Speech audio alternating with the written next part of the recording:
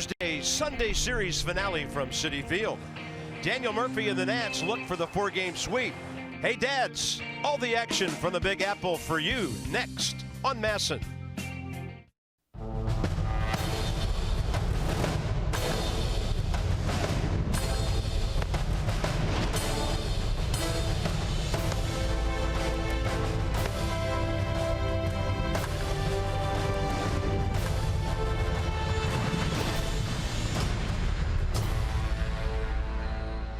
Nats looking for another great day of baseball here at Citi Field, where they have dominated this year.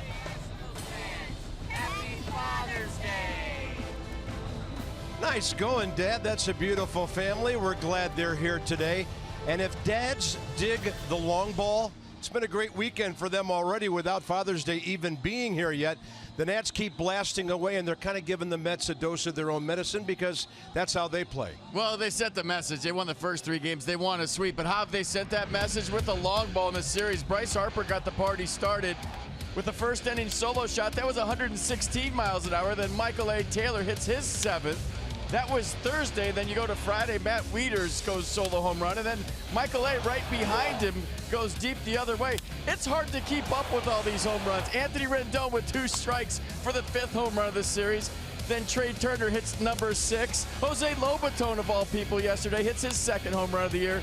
And the big boy, the Colonel, with the 8th home run of this series. Taters flying everywhere. 106 on the year to lead the National League. The Nats made it to 100 quicker than any team in franchise history. By the way, they're also still number 1 in runs in the National League as well. So it's just a potent offense. The lineup's so long and so power-packed. Then you look at the defense. It's interesting. Got a bunch of power pitchers on this staff. We don't talk about the double play as much as we talk about strikeouts, but this weekend, double plays. Well, if you're hitting home runs on offense and you're turning double plays on defense, good chance you win the series. So you look at Travis d'Arnaud, he grounds into a 5-4-3 double play. This is Friday. Michael Conforto, a little 4-6-3 double play right here. So 3 double plays with Max Scherzer pitching. Who would have thought that? And then the Nats with 4 yesterday. A lot of them happen in key situations. And here's another situation where a power guy like Strasburg is getting ground balls. I mean, outstanding job. This one right here was tailor-made. And you're thinking, all right, 6 double plays. They can't turn another one. Then how does the game end yesterday? A little 5-4-3 double play. And Eddie Romero with the fist pump. And the Nats go home happy again. Yeah, great defense by the Nats. And Daniel Murphy, the ex-Met, who does all the hitting here, right in the middle of all that stuff, too. Now you turn it over to Joe Ross for Game 4 and hope for a sweep. Yeah, keep the ball down, keep the ball in the park. Joe Ross going to have a good one today. When Joe's been good, he's been very, very good. In his 3 wins, a 2.01 ERA, 25 strikeouts in 22 innings. He has started 4 times against the Mets in his career with a record of 1-1. So the Nats have won the series. Joe decides if it's going to be an amazing weekend in New York.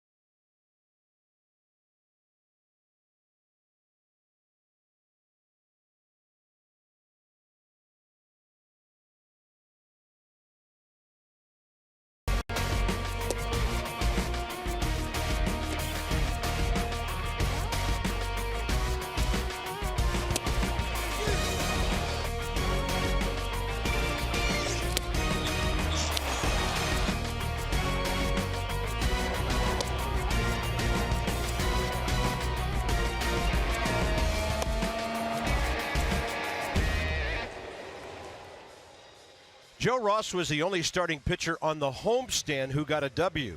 This weekend, all three starters, FP, have gotten the W, and we'll see if Joe can make it 4 in a row. Yeah, you got to concentrate on keeping that sinker down, staying on top of it. He allowed 5 earned runs on 9 hits last time out against the Braves, so Nats need a big one out of Joe Ross for a sweep today, and then Jacob deGrom has been doing it all season for these guys. He has 213 swings and misses. That's the 3rd highest total in the majors this year. So putting the ball in play today for the Nats is going to be tough. Nats have their hands full with him, and he has his hands full with Dusty Baker's lineup.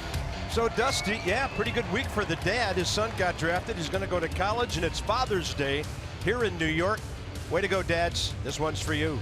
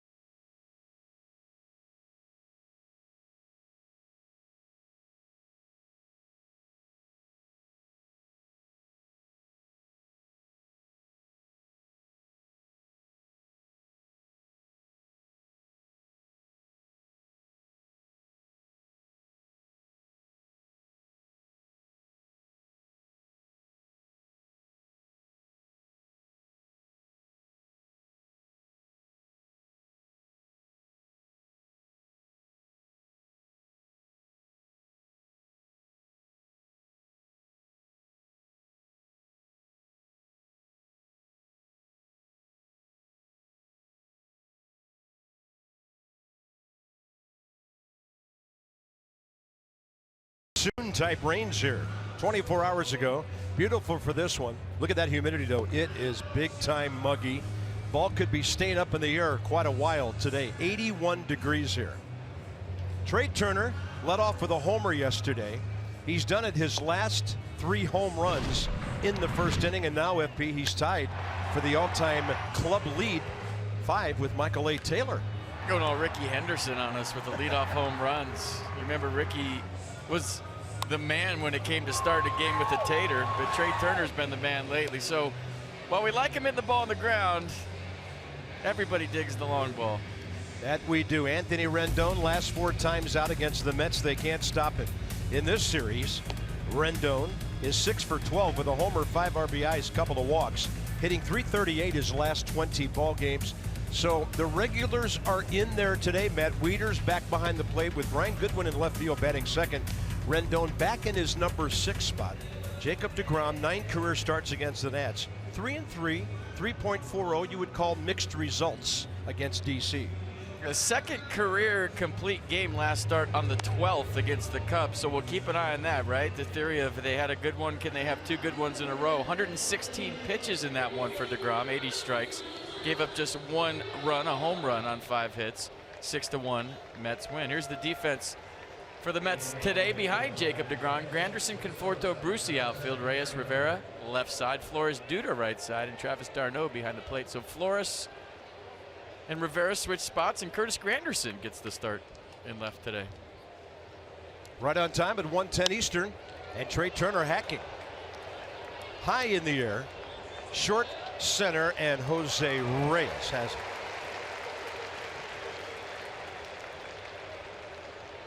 Goodwin and Harper will be the next 2. 19-year veteran Ron Culpa. He worked the Nats playoff series last year. He's behind the plate today. Crew chief Brian Gorman's over at first. And then the younger guys, Trip Gibson, second base, Nick Lentz at third. Brian Goodwin, 7 for 17. His last 7 games, 6 of those extra base hits. Faces deGrom for the first time.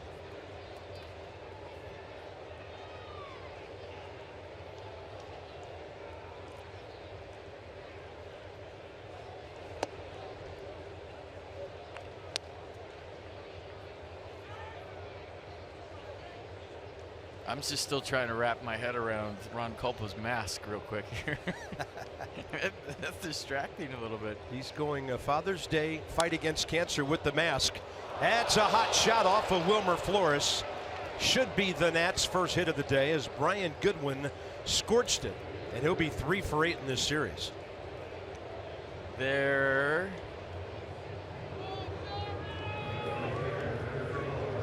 I'm waiting for the score. Oh, they gave it an error. No way.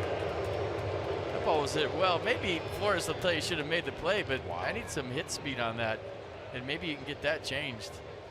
I was locked and loaded for there goes a no-hitter, but we'll have to wait. Yeah. Backhand side in between hop. Nobody in the press box makes that play, I tell you that. Here's Harper. Bryce on a 10-game hitting streak, and in this series, 5 for 14. Target away.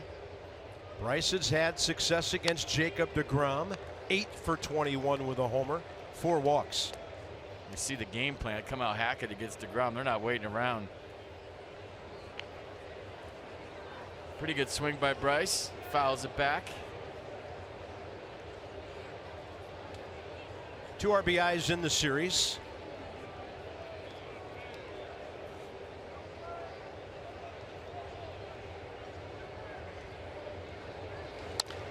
That's through. Clean base hit. Goodwin stops at second. And here come the Nats on the attack early, like they have been in every game this weekend. That's a pretty swing. I'm thinking they put 2 hits up there now. They want to make the first one be clean. Haven't changed it yet. Bryce Harper going Tony Gwynn, the 5.5 hole. It's a beautiful swing. So first and second, 1 out. Nats trying to take an early lead. When you've won the first 3 games of a 4-game series, you jump out early. There's a good chance the other team might not have a whole lot left to come back. And we will tell you, and you might have noticed it from the defense, Yoenis Cespedes not in their lineup today.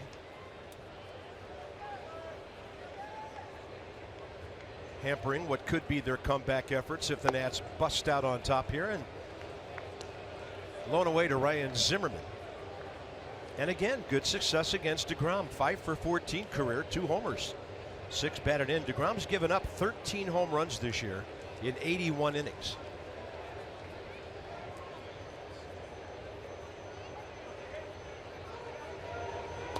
Front door, and it gets away. d'Arnaud appeared to be crossed up on a 2-0 pitch. The count becomes 2-0. Runners move up. I don't think he was crossed up. I think that pitch just did something he wasn't expecting. They're not talking about it, but it backed up. He tried to backhand a pitch inside the Ryan. He couldn't get his glove turned over. You know why? He thought that curveball was coming back the other way. It just kind of backed up. Pass ball.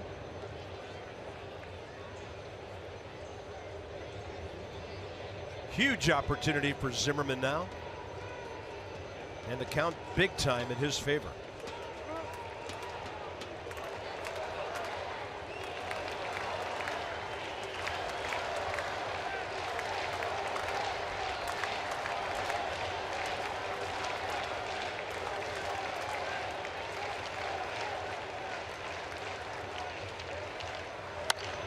High fly, deep right. This will be easy for Goodwin and easy for Harper to get over to third. Ryan Zimmerman's 54th RBI, putting the Nats on top. We just missed home run number 20. So he got to a 2-0 count and takes a low pitch and lifts. That's just professional hitting with a runner in scoring position. You know, if you're not trying to hit a sac fly there, that's a ground ball somewhere. So nice job, Ryan Zimmerman, taking the low pitch, getting underneath it, and almost going deep for number 20. He'll settle for a sac fly and a 1-0 lead. Runner at third, 2 outs, and Daniel Murphy having another fantastic series. 6 for 12 against the Mets. He's been on base 9 times. They've walked him 3 times, twice intentionally. In fact, all 3 were, including another one last night. Right toward the end of the ball game. And Murph sitting on 46 RBIs.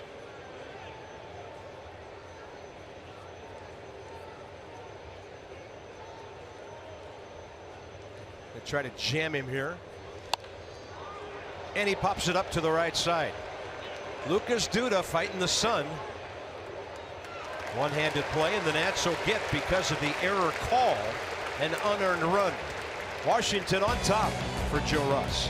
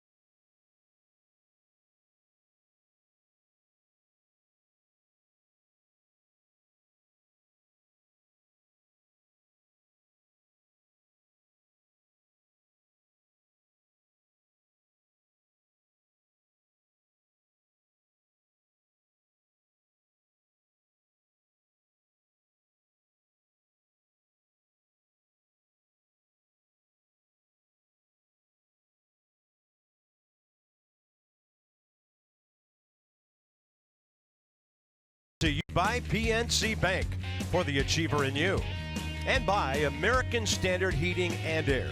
Go to MidAtlanticComfort.com for special offers and to find a dealer near you. Beautiful day in Flushing.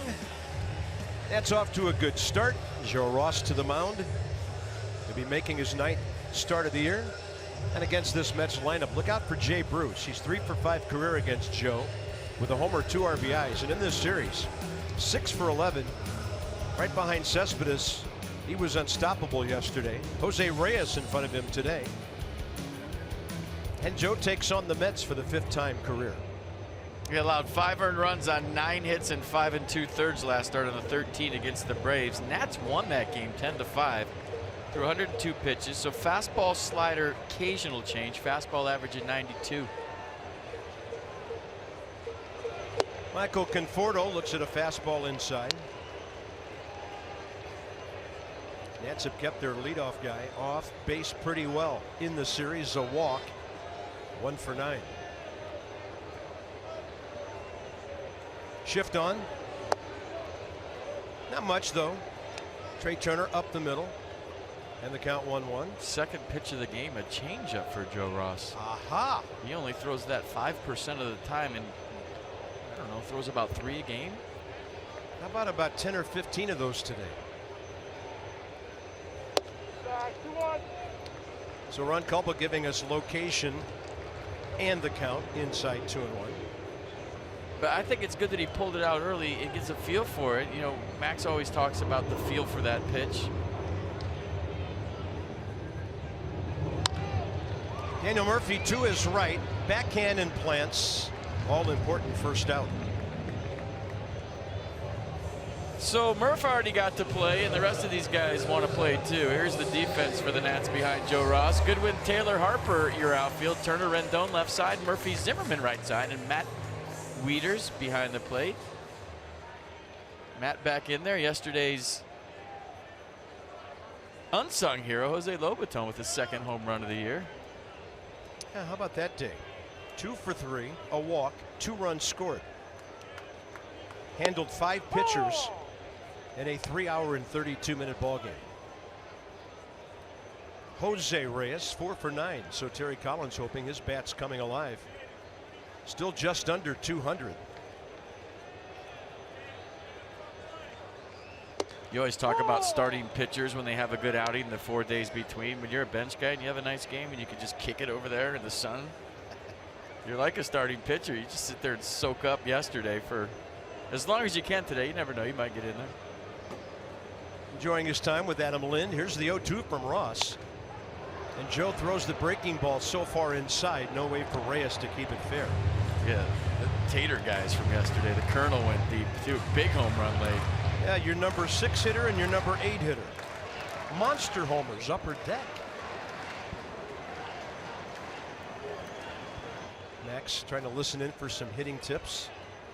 And the 0-2 with 1 out. Swing and a miss. Hard slider down and in. Joe Ross, first K of the day. Mercedes on the pitch cast. Yeah, 3-pitch C, a slider down and in, or 4-pitch C. I didn't see number 3 on there. And a good slider from Joe for strike 3. The one he pulled foul stayed up. That one went down hard. Nicely done. Now, a big shift on for Jay Bruce. Had a couple of hits before the Nats came to town. I mentioned in this series he's 6 for 11. 8 for his last 16 over 4 ball games.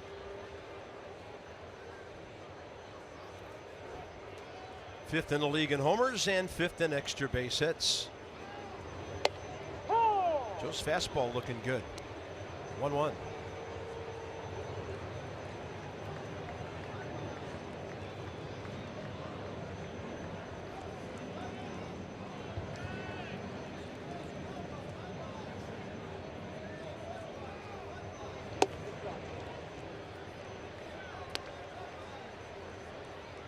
Mets 10th in the league in batting average at .248, 7th in runs, 3rd in homers, behind the Nationals and Milwaukee.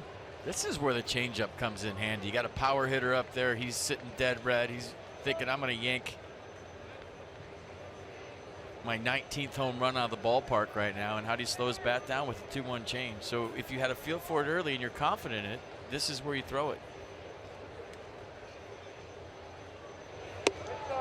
He tried to run back the fastball, 3-1.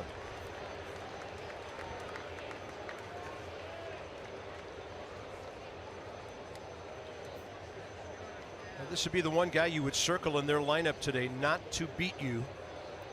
So Joe wants to make his pitch here. And that fastball tailing away. Count full.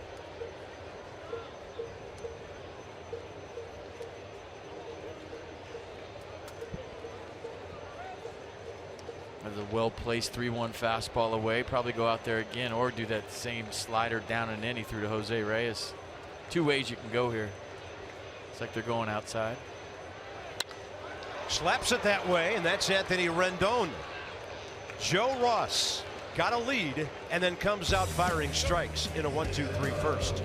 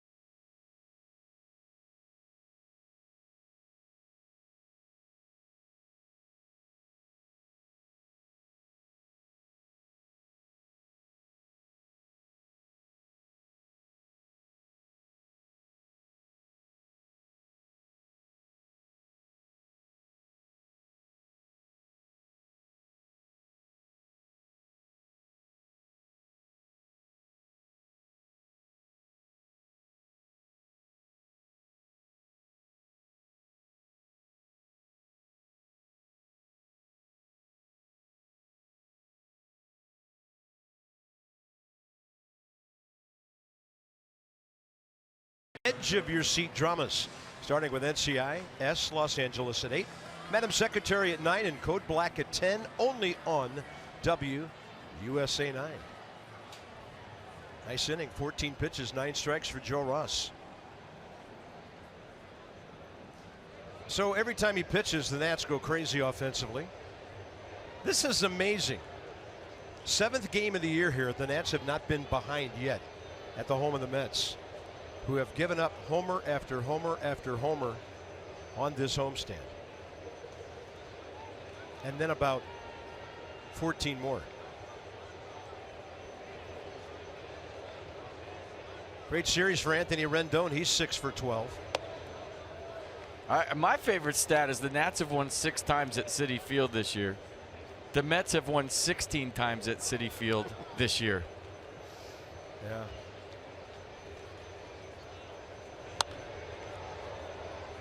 (16 and 23 at home, and the Nats have marked their territory. 6 wins up here. They love playing at Citi Field. Yeah, responsible for more than 25% of the Mets' home losses. Going to put the reverse jinx on here, Anthony Rendon, 0 for 13 career against Jacob deGrom. 4 walks, 5 Ks. Outside, 2-1. Great 3 weeks for Anthony, 3 weeks plus really, 338 over his last 22 games.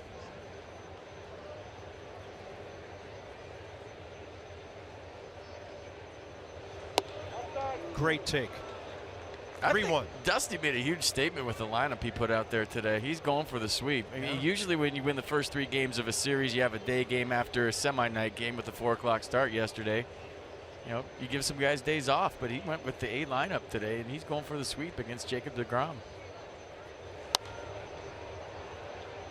11 games up, too, and he's still pedal to the metal. So most pitches seen per plate appearance. Curtis Granderson hitting .212, Anthony Rendon .291. But other guys who see a lot of them, and some power hitters on that list like Bautista and Frazier. 3-2, and Rendon hits a rocket, but it's at Wilmer Flores. Matt Wieters, last time these guys met. Big leg kick, big tater. Nats had just come home from the long road trip, Colorado, after they were in New York. And Matt Wieters' first time up, a 2-run shot. Washington couldn't hold on to win it 7-5 as deGrom got the win, but Matt swinging a good bat. I mean, he starts hitting home runs. That could be his nickname, Big Tater. I like that. Look out. Ooh, almost made the play. Yeah, glove got a piece of it. That was good. The kid was like, Dad, you got to make that play. That's a tough one, though. That ball's hit hard. Yep. Matt in the series 2 for 9 with a home run. Yeah, you mentioned that 11 games up. That's on Miami. The Mets have lost 3 straight to the Nats. They're tied with the Braves, 11.5 back. And we'll be in Miami behind Tanner Roark tomorrow night. 2-1 pitch.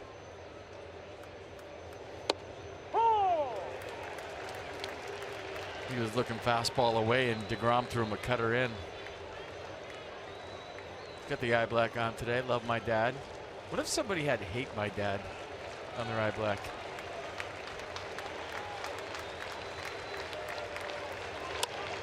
Had him reaching. Pretty good changeup by deGrom. 2 outs. Aren't the players going to do that this year? There's one game where they can put whatever they want on the back of their jersey. Like, oh, really? Yeah. Like XFL jerseys. I heard that somewhere. It's a whole weekend in August where you can put whatever you want on the back of your jersey. You'd put "See you later" if you had a jersey. August 26th through 28, huh? Be playing the Mets twice and the Marlins once during that time. I had not heard about that. Wow.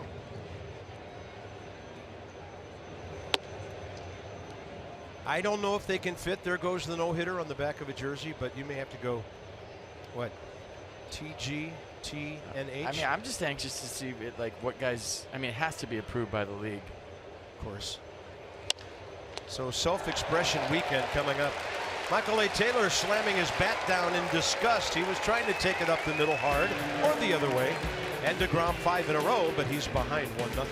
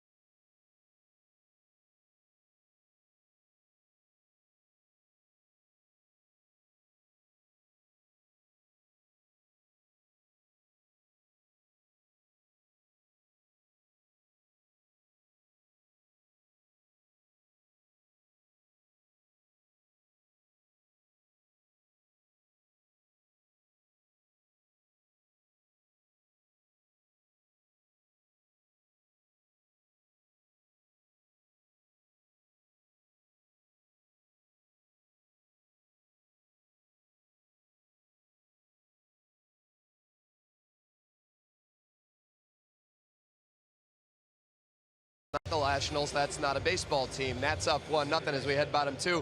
Joe Ross has had 3 starts this year where he's gone 7+ innings and allowed 3 runs or fewer. He's also had a handful of starts where he's struggled to work deep into the game. That pitch count's gotten a little elevated. I asked Mike Maddox earlier today what the key is for Joe when it comes to the success thus far this season. He said he needs to be able to use and locate both sides of the plate. He said that when he gets glued into one side of the plate, hitters can kind of dive out there like they know what's coming. He said, but when he mixes things up, using both sides of the plate, mixes that changeup in, and uses that fastball up above the zone, that's when he has lots of success. So let's look for that from Joe today. Both sides of the plate, guys. All right, Dan, with our Coons.com sideline report, over 2 million vehicles sold, strike 1 and counting. There was a time when they were the last Cardinals, right? Yeah. 2009, 8, 7, 6, 5. 1 ball, 1 strike. But no more. They're 11 games up. And I want to tell everybody who hopped on those buses and came up here yesterday how much we appreciate them being here. That was so cool when the Nats would go deep or score a run to hear the noise they were making in the enemy ballpark. They're not used to that here. And well done, guys and ladies. It's Nats Park North, man. That was cool. 2-1 to Wilmer Flores, 2 for 11 in the series.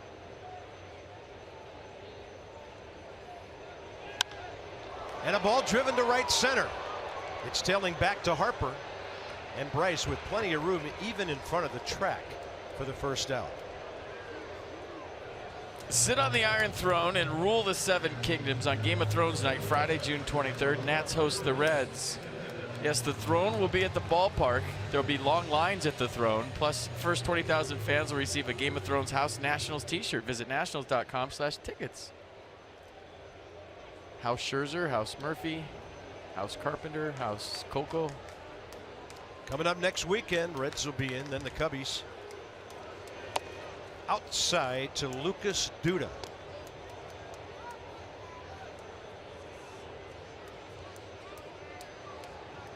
Two career hits against Ross, couple of home runs, both solo, 2 for 4 overall. But the Nats have pitched him very well in this series.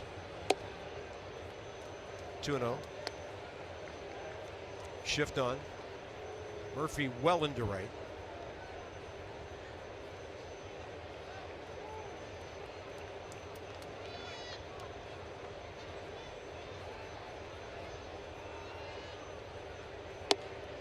And the fastball to the inside edge.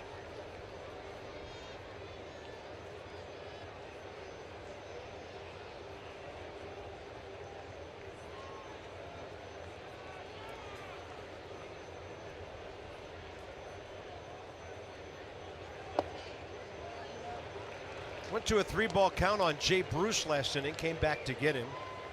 Now their next power hitting lefty, Duda, at 3-1. A 2-1 change up there from Joe. Lucas saw it early.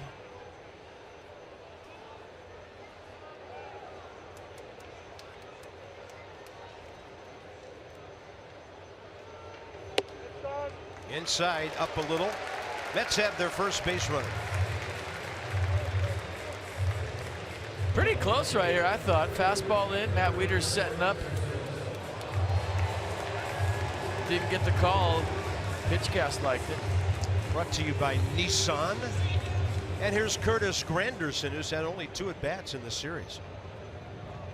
Right before the Nats came to town, he hit his 300th career home run. 3 for 12 lifetime against Joe Ross. That one gets a lot of plate, even though it's up, strike 1.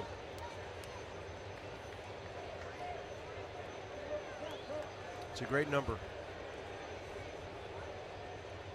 Anderson's power really developed after he'd been in the big leagues for several years. More of a speed base stealing singles doubles guy early in his career, and started muscling up, and he's in a nice group at 300. This close too?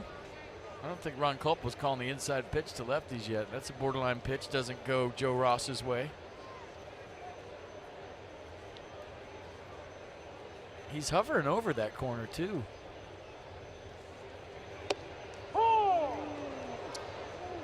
Liking the high breaking ball, 1-2.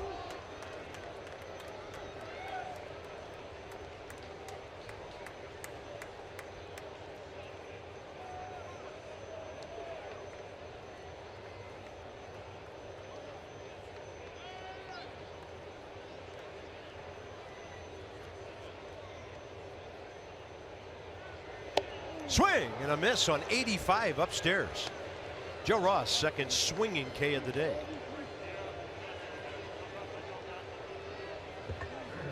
Yeah, that's one where he thought it's coming down. He thinks the slider's going to break, and it doesn't do much. It stays up. Maybe there was a little break late. Looking at the replay again. Check that. Good pitch. Strike 3. Joe Ross has a much better tempo going in this one than his last start. He was working real slow, and that told me he was thinking a lot. He's just getting it and going.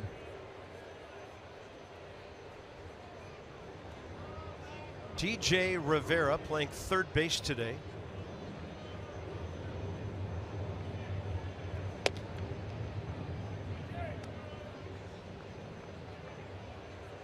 In the series, 2 for 10, hit by a pitch early.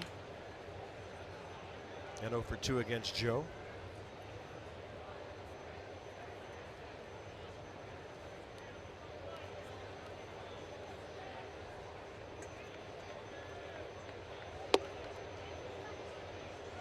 So Rivera played second yesterday, and Wilmer Flores played third. Rivera's playing third today. Wilmer Flores playing second.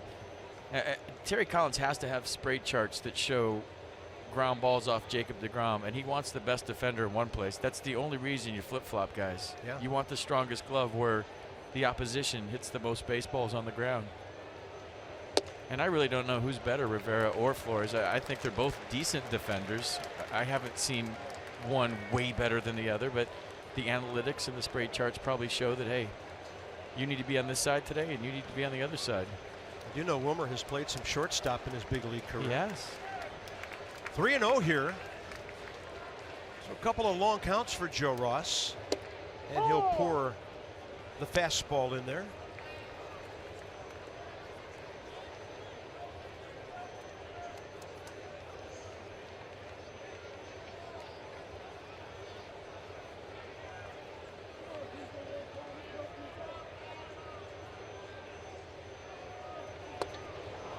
Nice slider on 3-1. Looked like he was betting on the Express. Yeah, on top, out front, late break. If you throw it 3-1, do you throw it 3-2? Zimmerman backs up at first. Duda about to get a head start.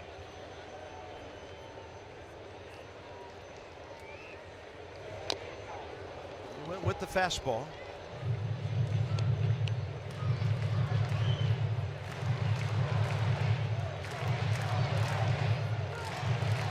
it to a kid. Attaboy. Nice. Thank you, Travis. That's good karma for tomorrow.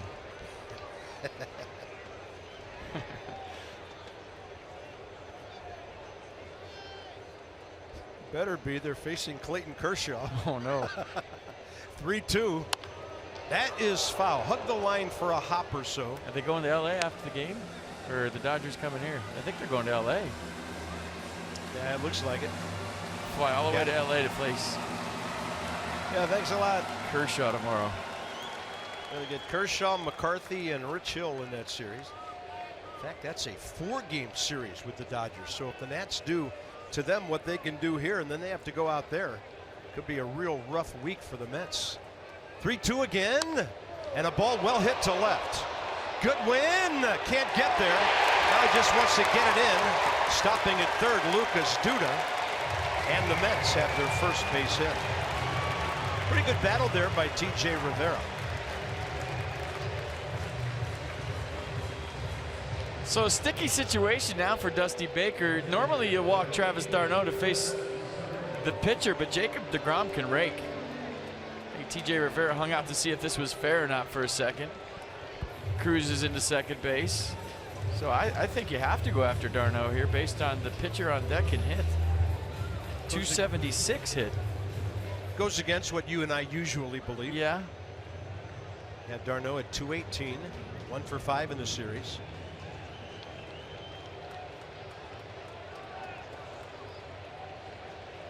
And Joe goes right into the strike zone.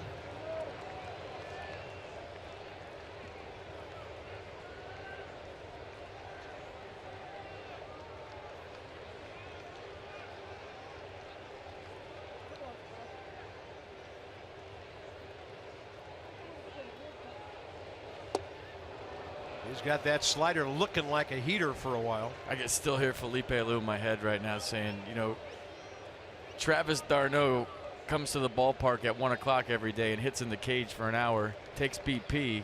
The guy on deck, even though he's a good hitting pitcher, doesn't. Well, one guy's paid to drive in runs, the other guy is paid to get guys out. And Felipe, 99 times out of 100, would walk d'Arnaud, even if Babe Ruth was on deck as a pitcher.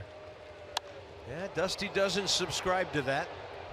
And Dusty's philosophy different, and it works for him, is that he wants a 2-out inning next inning with the pitcher leading off.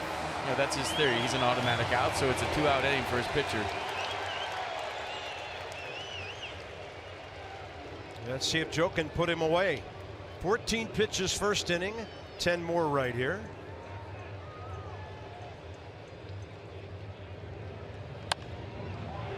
Zimmerman saves 2 runs. Ryan, a spectacular play to his left. That ball was by him. That guy approves, we approve, and Joe Ross loves the effort from his first baseman. Dusty says we had this all the way. Ryan Zimmerman, sparkling play to keep the Nats ahead.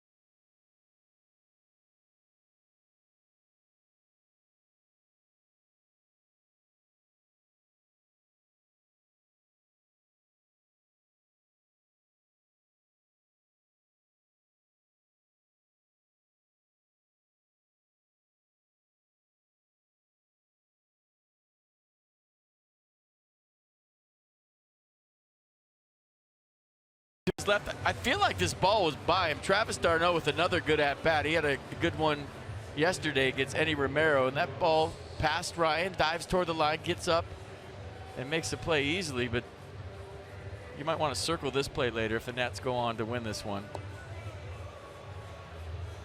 So nice play. And how about Travis d'Arnaud? So much for giving a ball to a kid. Go back over there and get it back, Travis. So give me my ball back, punk. You got no hits in you. That's because of him. Happy Father's Day, Ryan Zimmerman. Nice play. Nice play. Top of the third, Joe Ross, Trey Turner, Brian Goodwin. First pitch swinging. Out of play. Joe at the bat this year, 3 for 20, 1 RBI, 182 career hitter.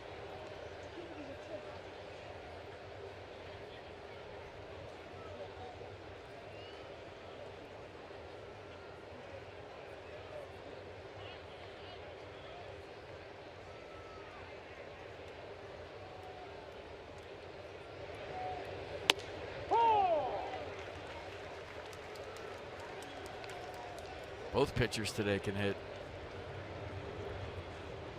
Yeah, 11 hits between them. DeGrom got a haircut. Used Which to one? Used to be halfway down his back. Swing and a miss, and Jacob DeGrom, 9th man he faces, his first strikeout victim. So the Nats go 1 for 8. Got a runner aboard with an error and a sac fly. Here's Trey Turner, who reaches on a lot of errors this year, more than anybody in baseball. It happened again in the 4th inning yesterday and led to a Nats run. It's stats for everything. Think they talk about the dugout? Hey, how many times have you reached on there? 10. How about you? 2. Well, you're no good. Yeah, they're talking knocks. Trey swung at the first pitch, first time up, and he's going to take one right off the end of the bat that hits at the edge of the infield, and Trey Turner has his 4th hit of the series. Take them all, no matter how they look. You got the best defenders in the world robbing you every night. There is no pride at the big league level in what your base hit looks like, as long as you get one. You think about what you might have done wrong to hit it off the end next time to make the adjustment, but you'll take the base hit if you're Trey Turner now. You're going to try to steal second. Travis d'Arnaud does not throw well. 3 for 16 is his number. Trey is 22 out of 27, 3rd most in the league.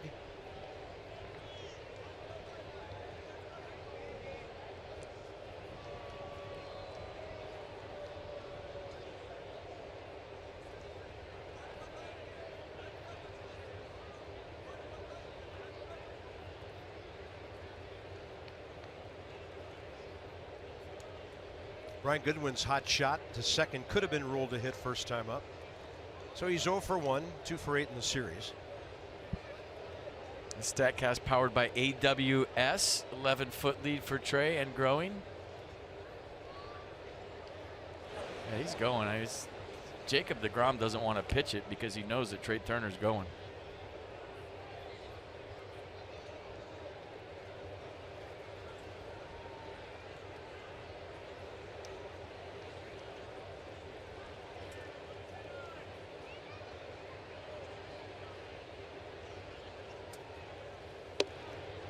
.94 in there for a strike.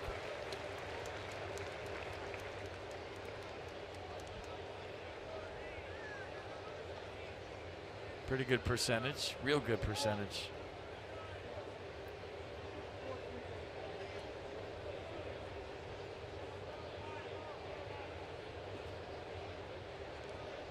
Holding again.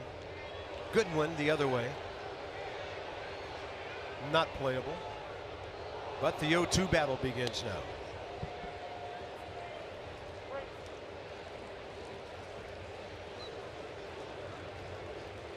Yeah, if you're thinking, can that percentage go up for Trey Turner with experience? I think 81's good. I mean, for a base stealer, when you think of Trey Turner, you really don't think of him running into outs or going on silly pitches, right? Or just running for running's sake to try to, run up your stolen base count. He's smart. 33 for 39 last year.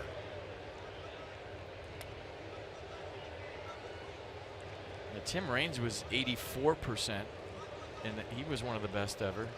Jason Worth, when he goes, he makes it. He's 85.2 career. So yeah, I mean 81% for a legit base stealer. That's good. 1 ball and 2 strikes to Goodwin. Swing and a miss on a ball exploding away on him at 95. Jacob deGrom's second strikeout. So 213 swings and misses coming into today. That's the 3rd highest total of the majors this year. Chris Sale has 261. Max Scherzer has 247. So Jacob deGrom misses a lot of bats. Bryce Harper has matched his single season hitting streak with 11 games, having singled first time up today. He did have a 12-game streak that spanned the end of 2012 into 13. Nice job of going the other way first time up, and Bryce in the series 6 for 15. Looks like no contest. And Trey Turner, his 23rd of the year.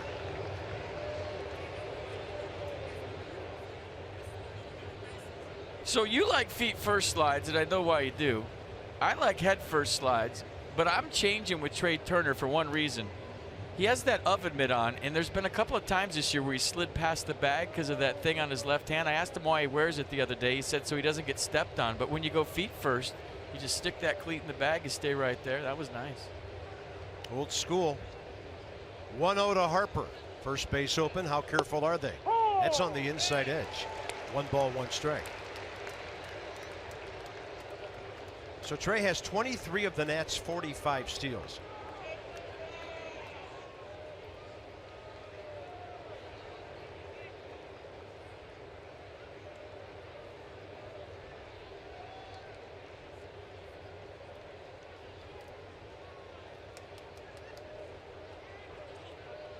He almost took off for third, and as deGrom turned around, put on the brakes.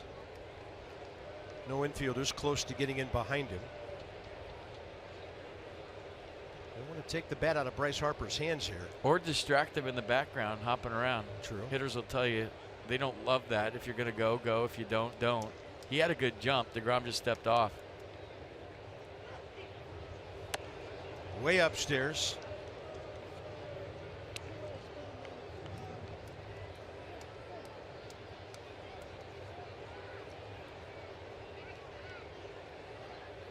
(31 of Bryce's 51 RBIs in situations like this.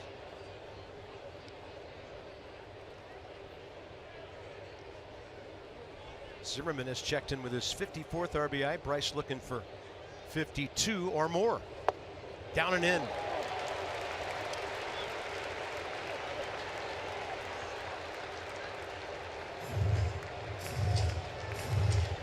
Big crowd. They'll start making some noise here with 2 outs and 2 strikes.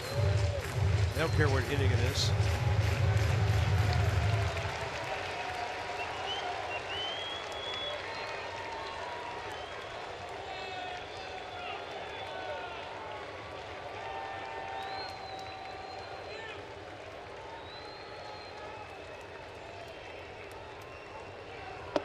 Same pitch, and Bryce takes it to fill the count.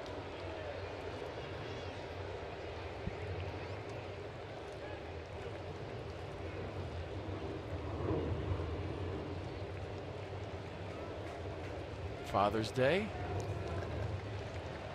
New dad. It's coming right back up. Good luck with that. Yeah. 3-2 to Harper in a 1-0 game.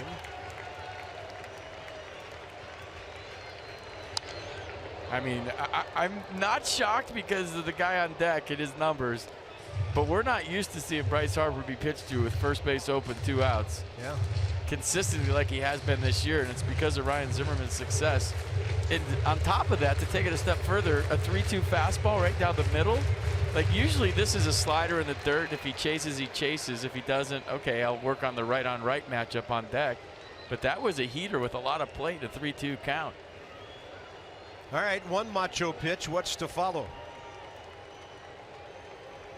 Big gap right center. Turner running, and Harper takes the walk on a fastball up and in, and Trey Turner has another stolen base.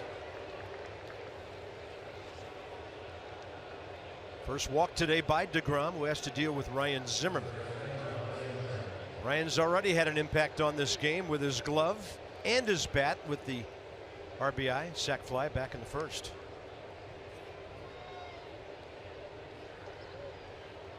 So he saved 2 runs. He drove in 1. He's +1, right? I'd say +3. All right.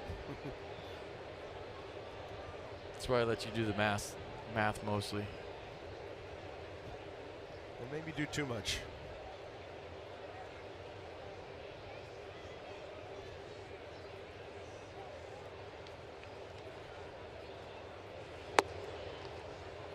So DeGrom staying away here.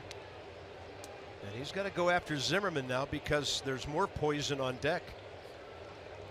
We talked about the sac flies first time up on a low pitch. You know, that wouldn't happen last year. He doesn't talk about the launch angle, but he's definitely getting under more baseballs than he has in the past.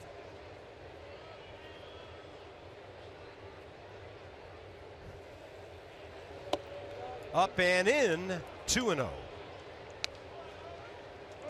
Launch mode.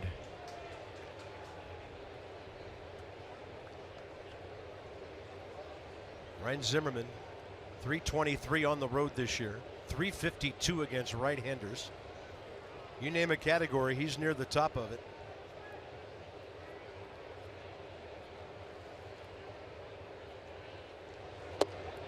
He gets a 2-0 breaking pitch. He's looking fastball up. Was it a strike? Good frame by d'Arnaud to get the call. Ryan didn't love it.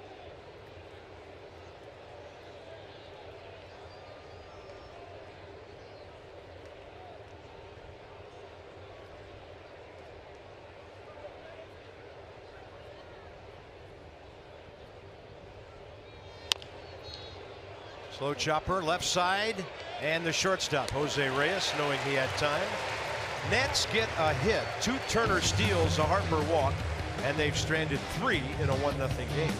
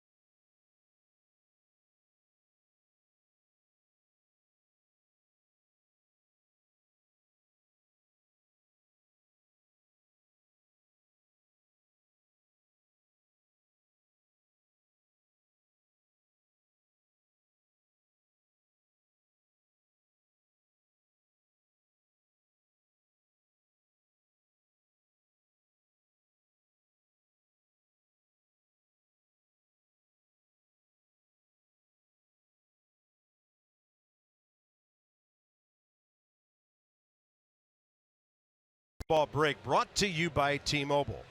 Yesterday, 56 home runs on a Saturday, 3rd most in any day in Major League history. Chris Davis now, right oblique. Big blow to the Orioles, who put a lot of runs on the board, 15 last night, and they've been scuffling. And the Twins, first overall pick, Royce Lewis, 6.725 million reasons to go pro. Well, at least we didn't put Jeff Samardzija up there today, so we got that going for us. No Hunter Strickland. There's Jacob deGrom. You get Hunter Strickland the T-Mobile thing, I'll just cross out the whole screen. He goes up there hacking. Ball's got some carry to it, and he has homered to the opposite field. Jacob deGrom's first career home run.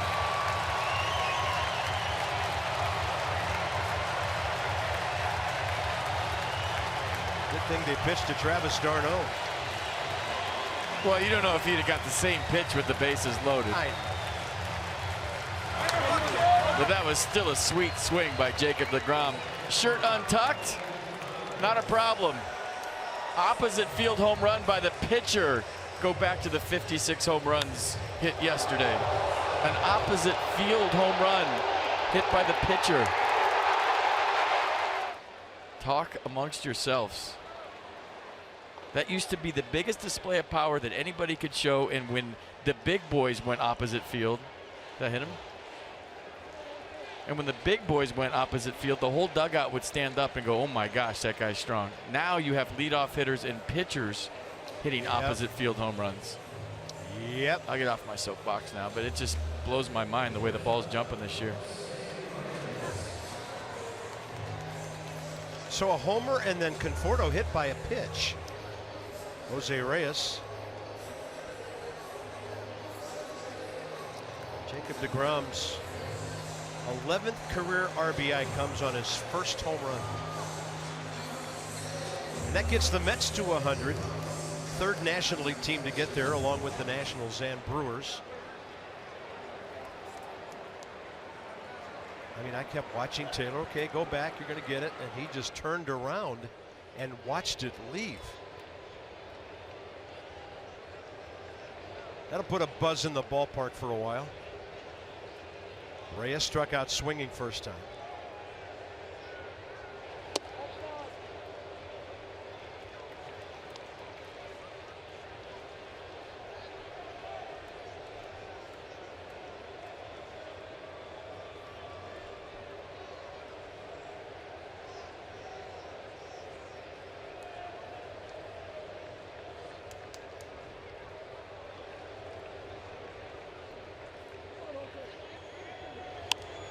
Popped him up, and that's playable. Anthony Rendon, first out.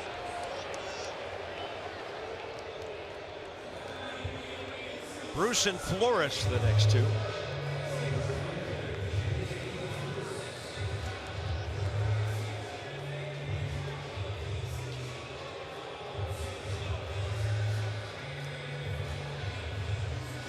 Bruce on the ground to Rendon first time, who was playing at a true shortstop position. It's because the Nats were in a shift with nobody on base. But with a man aboard here, the shift isn't the same on the left side. Anthony a little closer to third than he was before.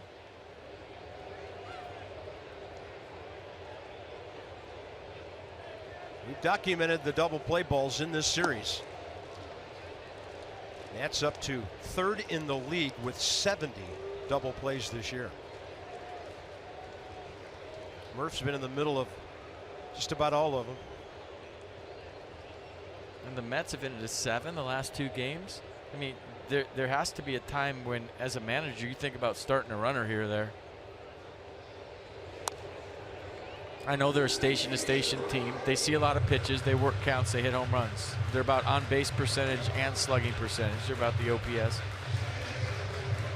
But you can do things, right? But you know, maybe he knows his personnel better than we do, and he doesn't have a lot of team speed. But if I'm into that many double plays, I got to think about putting somebody in motion. Yeah. 1-1 pitch. Or just go up and down the bench and yell, "Swing up! Everybody swing up!" Nats fourth in all of baseball.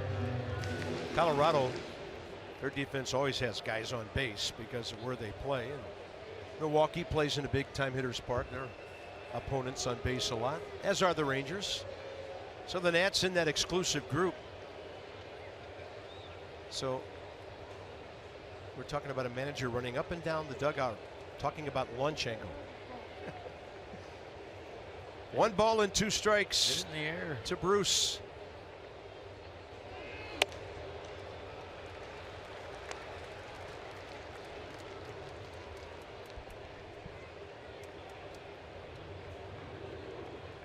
So what does he follow up that high fastball with?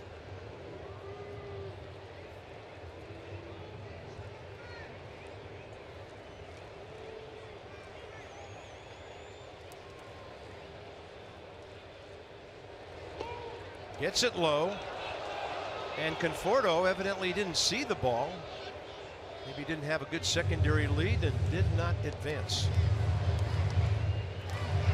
You know, the first base coach can scream go as loud as he wants, but if you don't see it, by the time you react to him telling you to go, it's too late.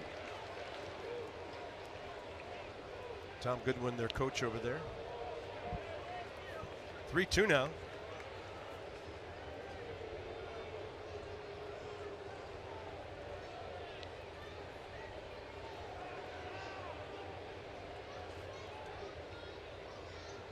Runner holding.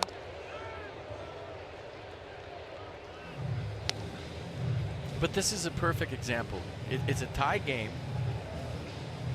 It's a 3-2 count. Even if Jay Bruce strikes out here, I mean, this is a good time to start a runner if you're going to do it. Your leadoff guy's on, even though he just got hit.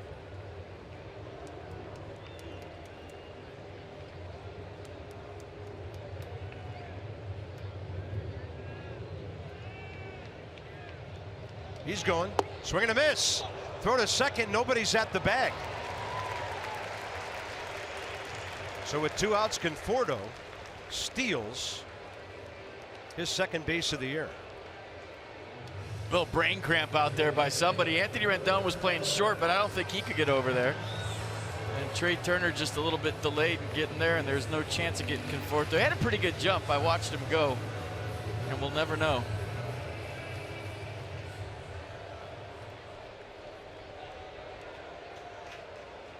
Matt came up and threw it towards the bag. Here's Wilmer Flores now. Mets have the lead runner in scoring position, 2 outs. Fly ball to Harper first time off this guy's bat.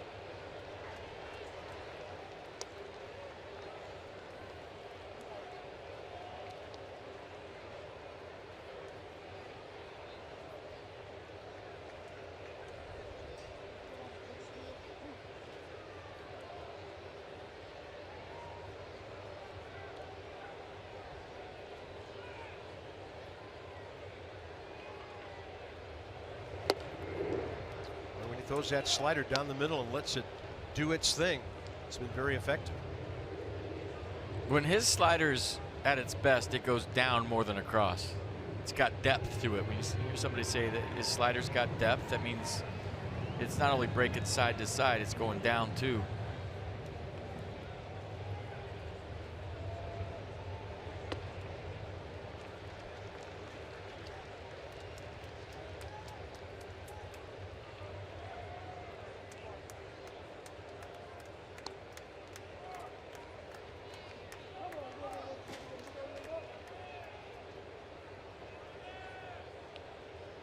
Won the count with 2 outs.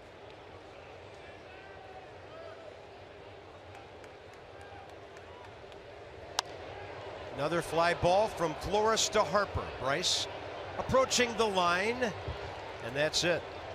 Jacob deGrom goes deep, first time in his career. 1-1 game into the 4th.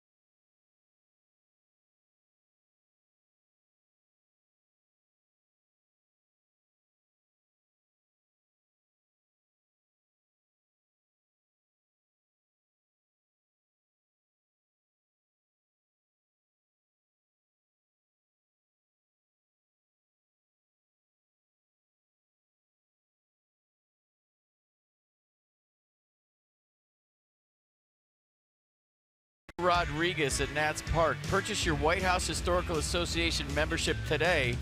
You sign up in June and receive a private meet and greet and photo op with Hall of Famers Tim Raines and Pudge Rodriguez, plus 2 lower level tickets to a Nationals game in the 2017 White House Christmas Ornament.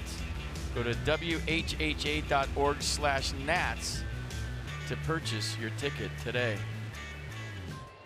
A little hydrating. Sunday afternoon, warm here, 81, quite muggy at game time. Top of the 4th. Here's our Freight Railworks due up and what they've done this year against the Mets. Read and enjoy all 3. Jacob deGrom, 44 pitches, 25 strikes. Drops that curveball in there.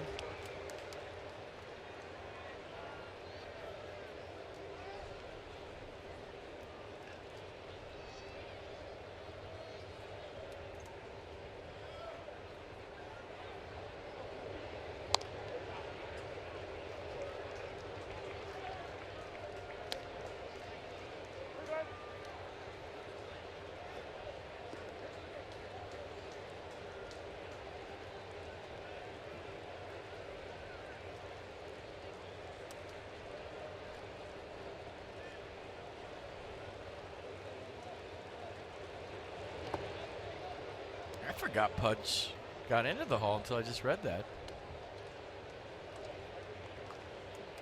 He's doing some work for the Texas Rangers, ball club that brought him to the big league. Spent most of his career there. We were sure glad to have him. Oh man, for a couple of years, and he caught Steven Strasburg's first ever game. Might have been one of the nicest Nats we've ever had. I mean, he was just a wonderful dude. Way upstairs, 2 balls, 2 strikes. I mean, for a Hall of Famer, sometimes those guys can, be part of the Dig Me tribe. Everything's about them all the time. But he was humble, outgoing, like nice to your kids. I remember one day his son was hitting at Nats Park, and he asked my son if he wanted to hit with him on the field. I said, "You're hitting with Pudge Rodriguez and his son, a Hall of Famer, future Hall of Famer." Severely jammed. And deGrom pounces to retire Daniel Murphy, who's 0 for 2 today with a couple of balls on the ground. Not too often that Daniel Murphy misses the barrel. Misses the barrel on baseball, but that was a good pitch by deGrom. When you have insight, you know how to handle your finances with confidence. Brought to you by PNC Bank. For the achiever in you and Drew Stevenson, we got a good look at him in spring training. 2nd round pick in 15 out of LSU. Center fielder primarily. He can play all 3 positions. And the Nats took him, 58th player overall. And remember, that's just 2 years ago. Drew Stevenson moving through the organization. There's a lot to his game. He was all SEC at LSU. He was also on the all defensive team and all academic. Anthony Rendon, a guy from Rice University in Houston. And the 0-1 to him from deGrom. He hit the ball hard first time. Line drive at Wilmer Flores, the second baseman.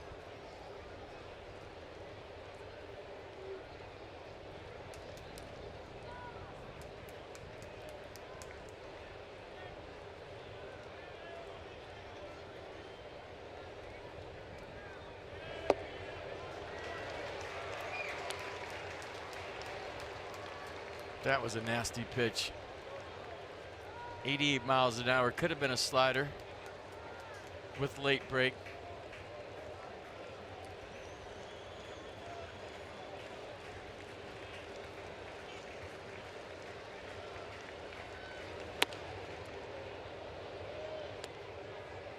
Has to get back to that pitch before. Stand him up. Go the other side here.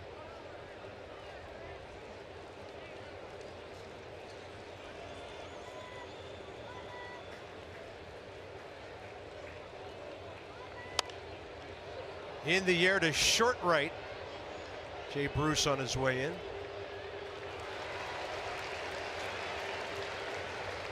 Nats have 1 hit since the first inning. In fact, only 2 all day. And it'll be up to Matt Wieters to keep the 4th inning moving. Certified Father's Day base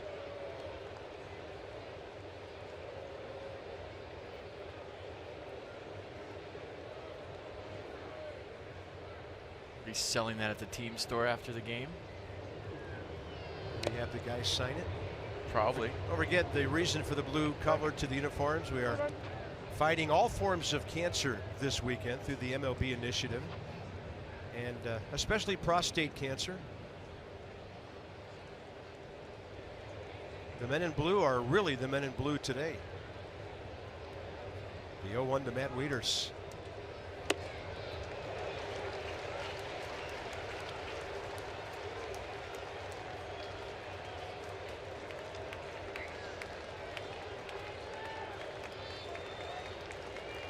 New ribbons, you name it.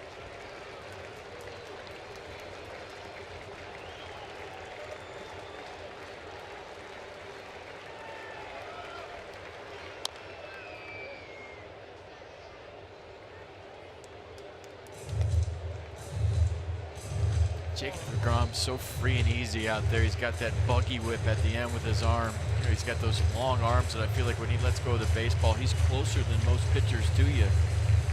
And he gets that whip because he's so loose in his delivery. That's why he gets such a high spin rate late, and his 92 plays up. 0-2 to Wieters, up and away. Whereas 95 plays up. But he'll just sit around 92, 93, and then with 2 strikes, pop 95, 96 on you.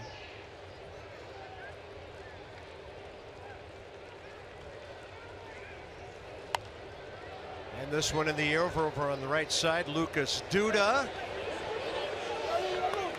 And he's got it. Nats go 1-2-3.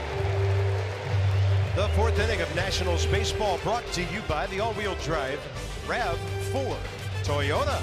What drives you? Visit buyatoyota.com for great deals. Pitching duel, Joe Ross and Jacob deGrom.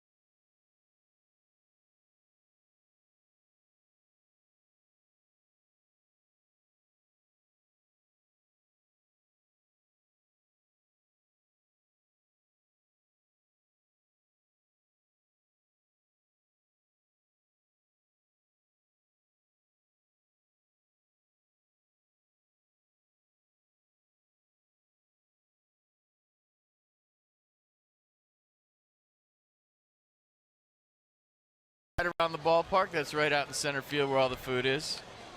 Go crush some burnt pizza. It's right where you're walking right now. Free Father's Day. The Nationals are celebrating Father's Day weekend by slashing fees down to 0 for all remaining games in 2017. This limited time offer ends June 18th. That's today, so hurry up. Visit nationals.com/tickets and enter code DAD. That's capital D-A-D or A-D-D, how my kids spell it, to pay no fees on Nats tickets through June 18th. What's up, buddy? I mean, it is a perfect day for baseball here in New York. Perfect. Yeah, probably the best weekend we've ever experienced. I know there was rain yesterday, but it didn't affect the ball game. It's been great here since Thursday, and the results have been fantastic. Duda, Granderson, Rivera, bottom of the 4th. Joe Ross, 54 pitches, 32 strikes.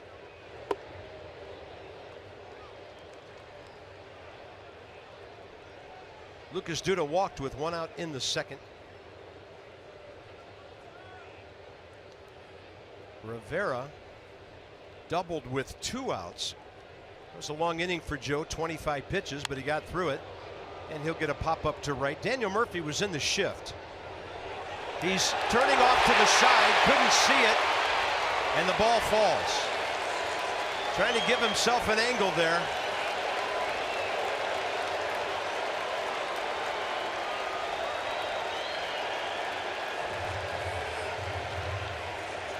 Well, you've been watching everybody on that side of the field struggle with the sun.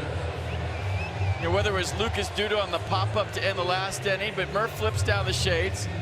He's basically pointing at the ball saying, I can't see it. And then when he did finally see it, like right there, he knows he's in trouble, and then sees it late and dives for it. Nothing you could do. Should Lucas Duda be on second, I guess, is the only question. Yeah. I think if you're running hard there, no matter how fast you are, you get to second on that pop-up.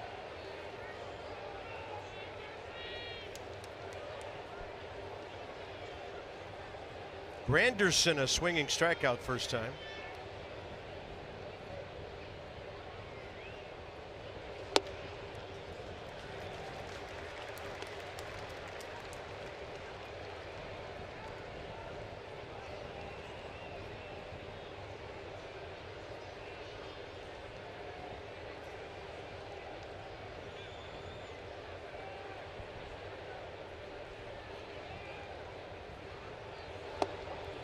Two 2-0 pitch is in there. Good slider.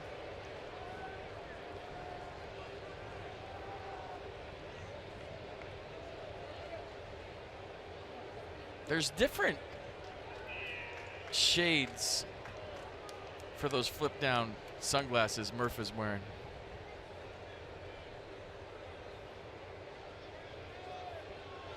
You know, a lot of guys wear the Oakleys, but the flip downs are old school, and I like those. But if you look up and you see the sun right above your head, there's ones that are so dark you can actually look right into the sun and still see like a black dot that's the baseball. But the Oakleys don't have that same effect. Oakleys just kind of take, or whatever they are, Under Armour, whatever brand they are, take the glare away. But for sunballs, the only thing is the welder flip downs. And I feel like Murph had him there. He just didn't see that ball till late. That's old school. You don't see too many guys wearing the flip downs with the band around the back of the hat.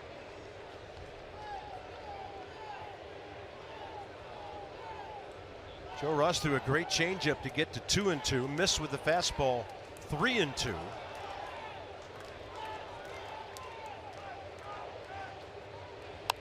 And Granderson will pop it up. Anthony Rendon, short left field. He has it for the first out.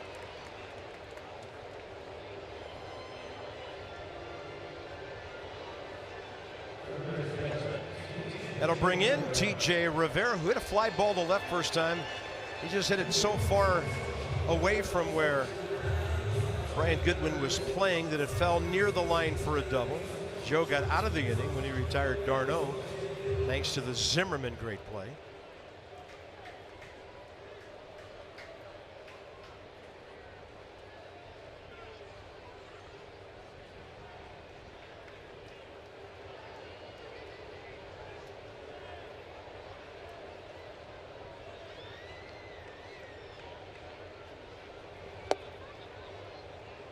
This time he gets ahead. Yeah, the slider has been real good for Joe today. Subtle. And it seems like based on the swings from the Mets, they're having trouble picking it up.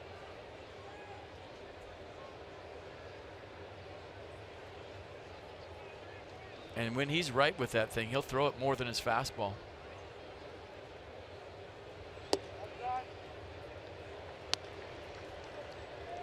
And I've been keeping an eye on his velocity the last couple of starts. In the fourth, fifth inning, around 60, 70 pitches is when it's been dropping from 92, 93 to 89, 90. So we'll see here as Joe Ross gets to pitch number 65. Base hit. It was up and Rivera rode it the other way. He's 2 for 2. Travis d'Arnaud is next. Nissan on the pitch cast. Yeah, fastball up and away. Nice piece of hitting by T.J. Rivera. Hitting behind the runner. Got a fastball up. Kept it off the ground, and that's a big thing. Mets have been hitting into a lot of double plays, as we talked about. Well, if the Nats don't turn a double play here, this place is going to go crazy when the on-deck hitter comes up. So right now it's Ross and d'Arnaud. Hit the ball hard, first base line first time up, and Ryan Zimmerman took a 2-run double away from it.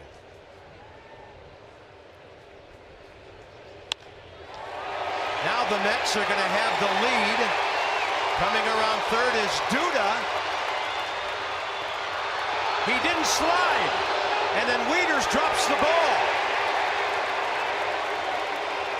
Matt Wieters is talking to home plate umpire Ron Culpa as if he thought he had it long enough. Right now there are runners standing at first and third, and a guy in the dugout who scored.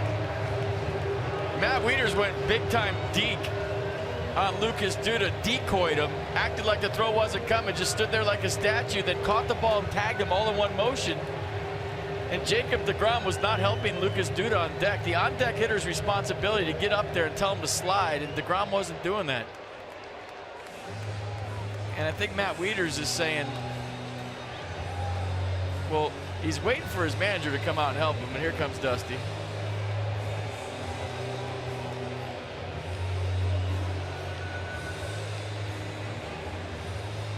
I got to see the replay to see if he hung on to that long enough. I didn't see the ball come out initially, so not sure what he's arguing about.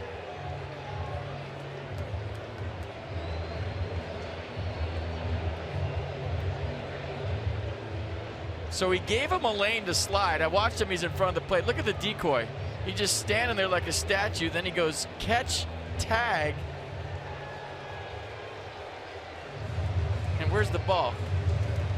It came out pretty quickly. But did you see Ron Culpa call him out? Watch the umpire. He calls him out right here, and I don't know if his right foot touched home plate or not. That would have been overturned. I think he was safe even if he hangs out on the ball. Base hit, no RBI. They give Matt Wieters an error for not holding on to the throw. Close. Doesn't matter.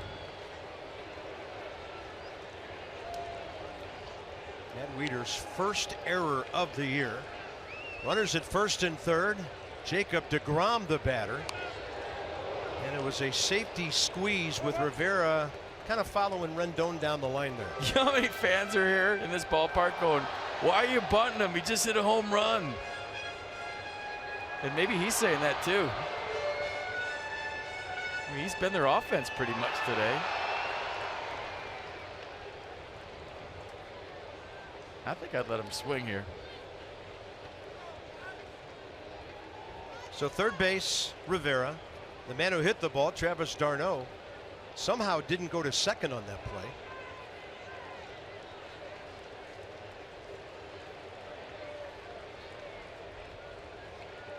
If he's on second, deGrom is swinging for sure, you would think. And the 0-1.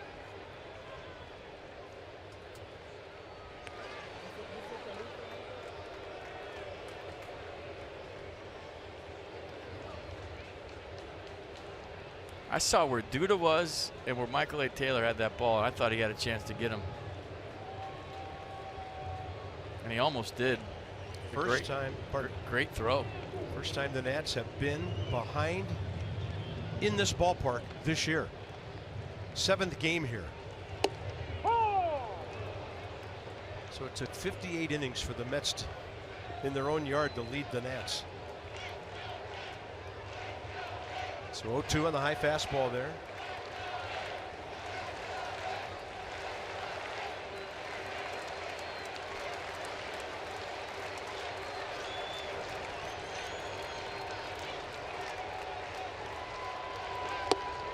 Hard slider for the strikeout.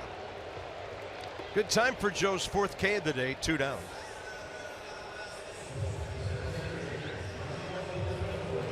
Good slider down and in.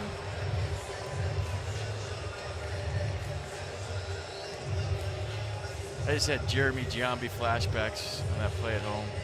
Why couldn't Jorge Posada have dropped the ball? Same play without the shortstop flipping it.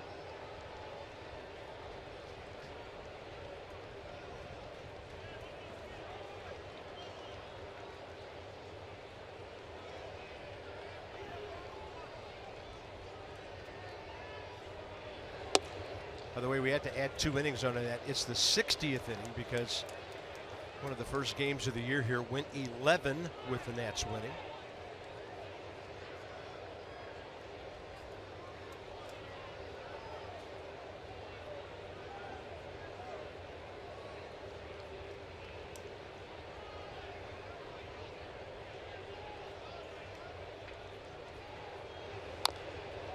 And Conforto, who's 1 for 10 in the series, on base twice, fouls it away. 1-1.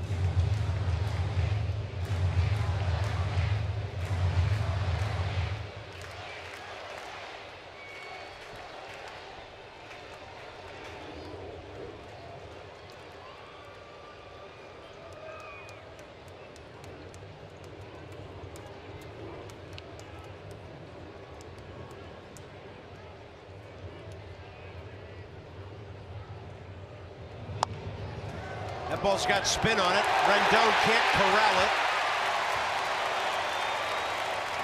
And New York leads 3-1.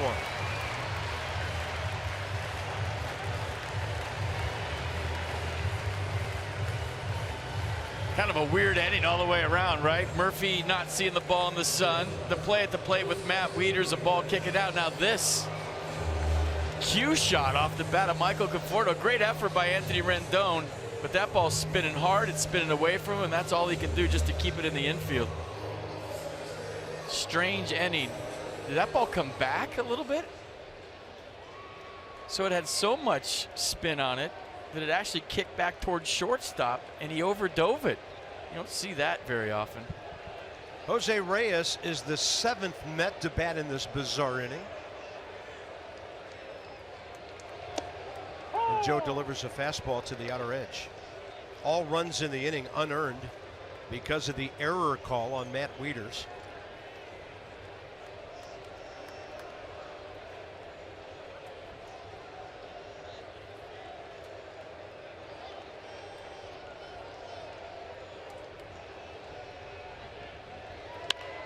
And Reyes will hit one to Trey Turner, who got a nice big hop.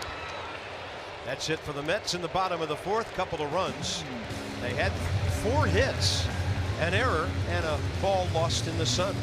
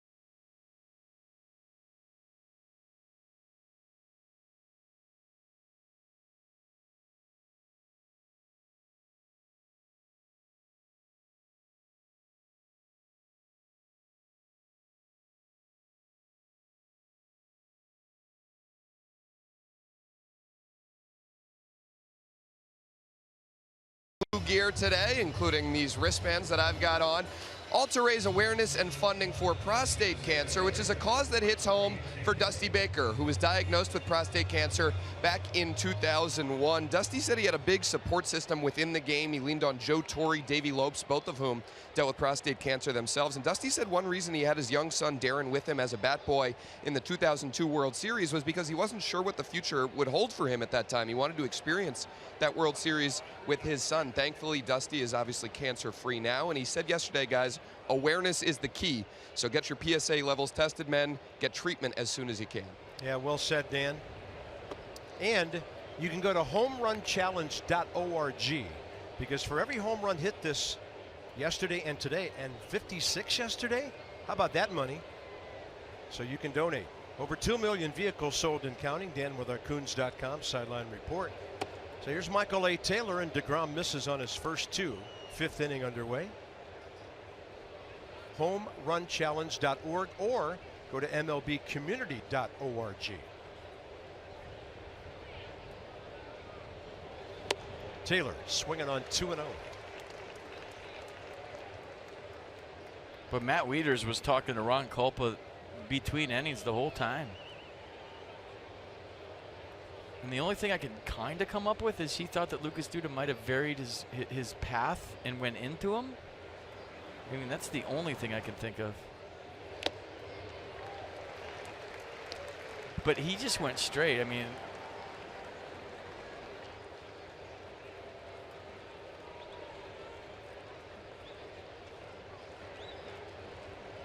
Lucas Duda almost cost his team a couple of runs there by not sliding to begin with. But as you said, he didn't get any help from the on-deck guy.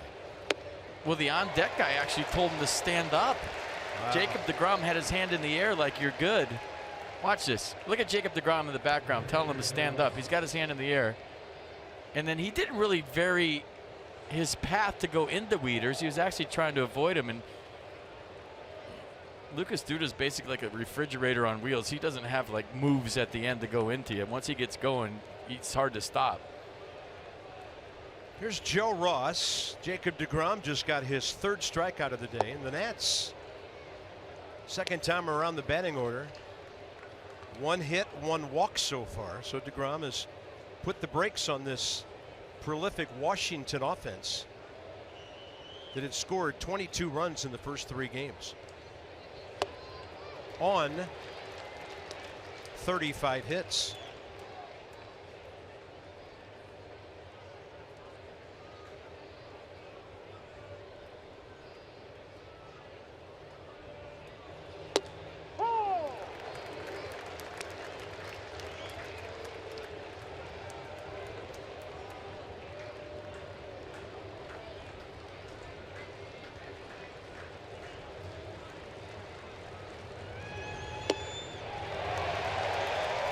Strikeout number 4, 2 times through the order now.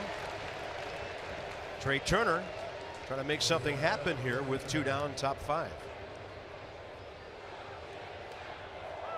Jacob deGrom pitching with momentum right now. Well, you got a pitcher's duel going on here. Basically, 3-1 ball game. Matt's trying to jump back in, but I think the key for deGrom is to keep the guy in the batter's box off the base. He's been running all over the place today on Travis d'Arnaud. I mean, he gets on, it's a double. Maybe a triple.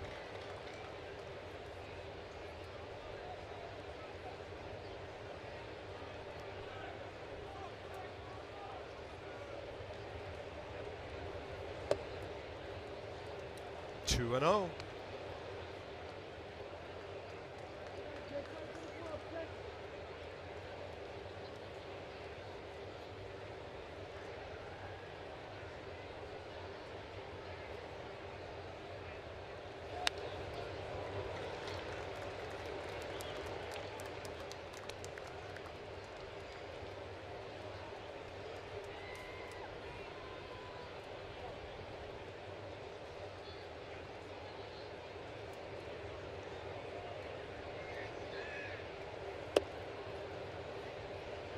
Able to lay off that high offering. Now it's 3-1. I mean, you generally don't want to bunt with 2 outs, but if you're Trey Turner, look at that. He could bunt it hard too. But you can bunt with 2 outs if you can steal second early in the count. You know, the old saying is hit a double with 2 outs, get yourself into scoring position, and Trey obviously has double power, gap power, and home run power. But if he can hone that skill on top of everything else he does well, like drop down a 2-out bunt, steal second base, and get in scoring position for Bryce Harper or whomever behind him. I mean, if they're going to play on the outfield grass basically for him, it's all you got to do is bunt the tar out of it. You don't even have to be fine with it. Just bunt it and run. There's Brian Goodwin, 0 for 2, reached on an error on a ball hard hit, and then he struck out. Harper on deck. Here goes Trey. Good jump. No chance. Turner with number 25, and he started the game with 22. Yeah, walks a double with this guy, especially with d'Arnaud back there. 25th stolen base of the year, third of the day. This is no contest. Put it in your pocket, and the only thing left is the oven mitt staying on the bag. It's hard to grip a bag when you don't have any fingers. Nicely done. Now a base hit gets the Nats within a run.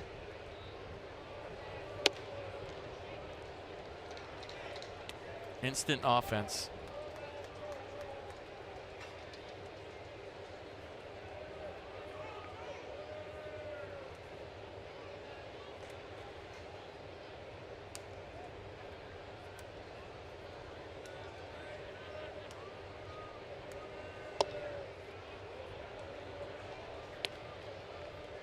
All right, get you a good one, let it rip. 12 RBIs on the year. 6 of his last 7 hits, extra bases.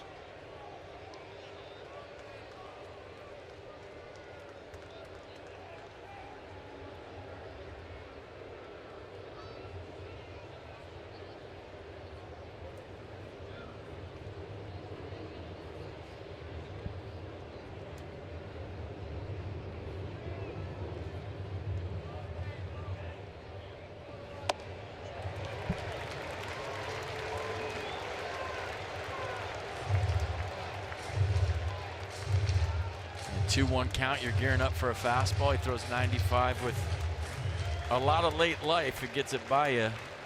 It's getting back to the point about how he's so close to you when he lets go of the baseball because of his long arms. Long legs, too.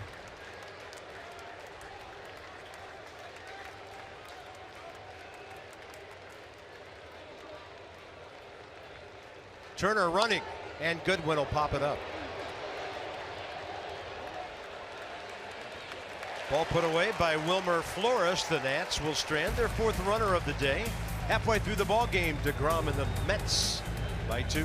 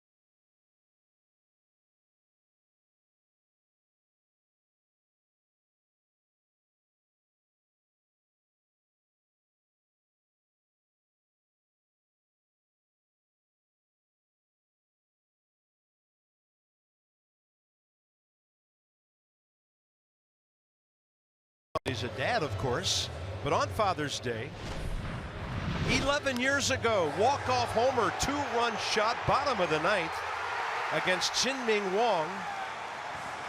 And the Nats walked off the Yankees, won 2 out of 3, 45,157 were at RFK that day. And the greatest closer in baseball was in the bullpen, ready. Joe Torre stayed with his starter, and the Nats walked off the Yankees.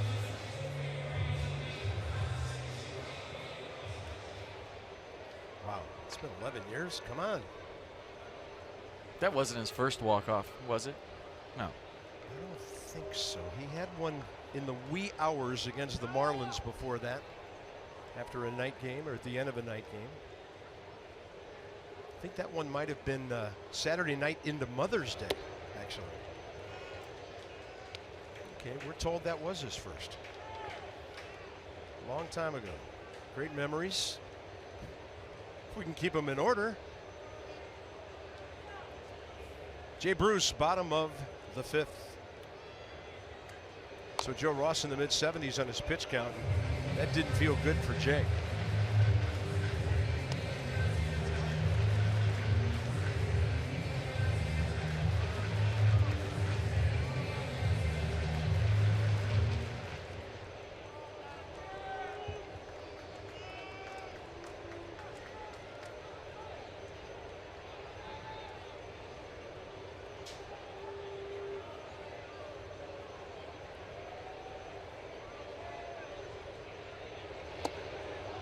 Good action on that 84. Good changeup down and away. So went slider in, hit it off his knee, then changeup away. And you see the pull swing. He's looking for something in.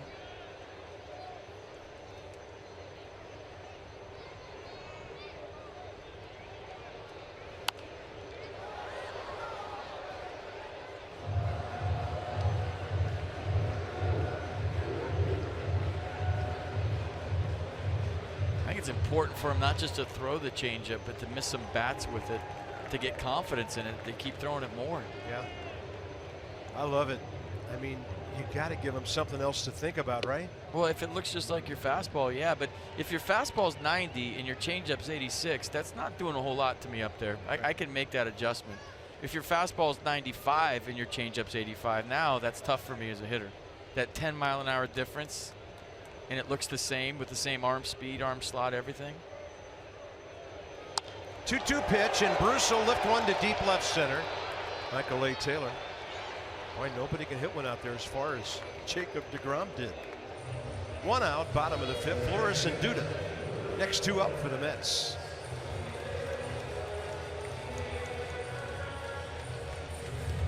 And Joe Ross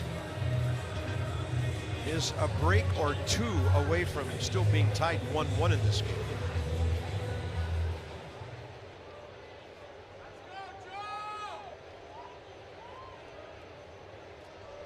Flores, 2 fly balls to Bryce Harper. A way to reach that breaking ball. So the Mets guy batting cleanup at the moment, 2 for 13 in the series.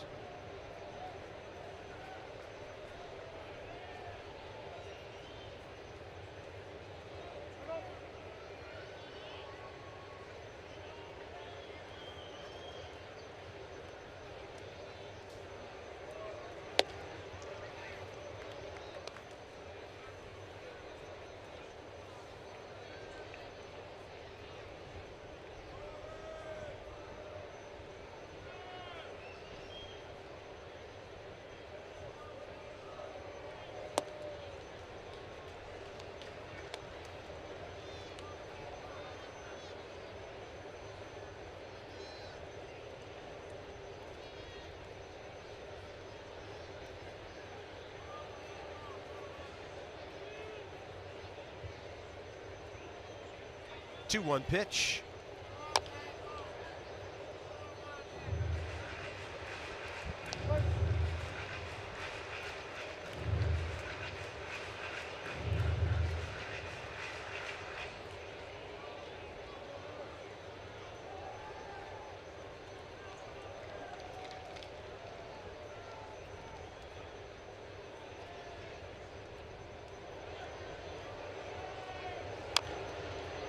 Joe keeps throwing strikes. Count remains 2-2 here in the 5th. 85 pitches now.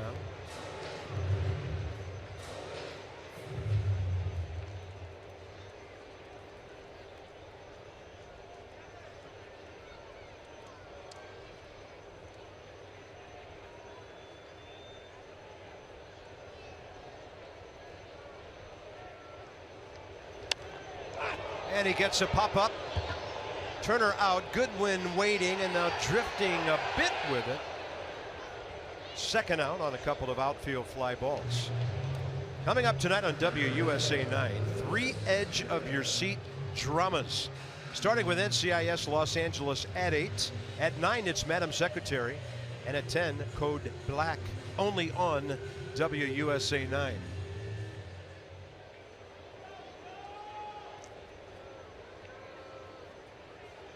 Lucas Duda, a walk and a base hit. The one to right field that Daniel Murphy lost in the sun.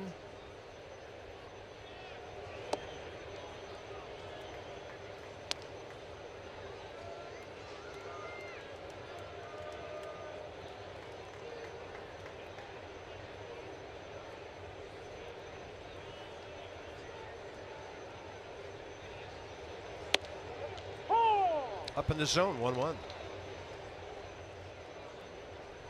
Lucas Duda was taken all the way right there. 1-0 slider up in the zone. He just watched it go by.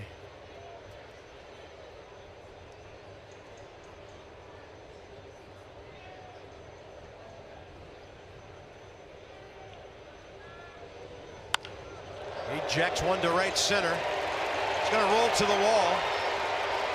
And Lucas Duda, after going 0 for 9 in this series, has a perfect day with a walk and 2 hits.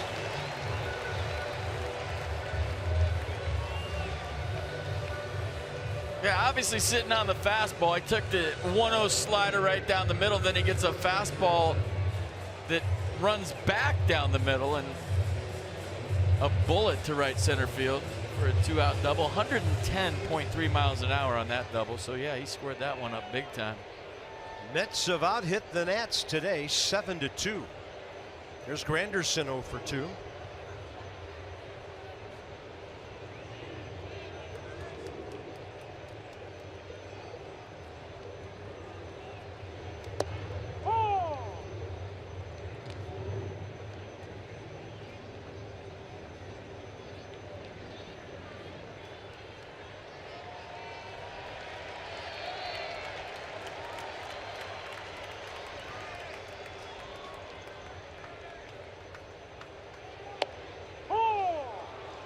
It was high, but it was off speed, and Granderson couldn't react. It was pretty good differential, the fastball and changeup. Fastball was 89 first pitch, changeup 83, so 6 miles an hour difference. Ideally, you'd like it a little bit more, but the velocity dropping here as he gets to 91 pitches.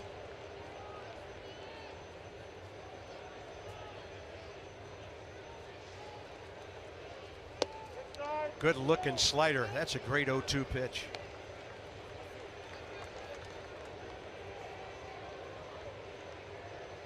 Did he go? No, not even close.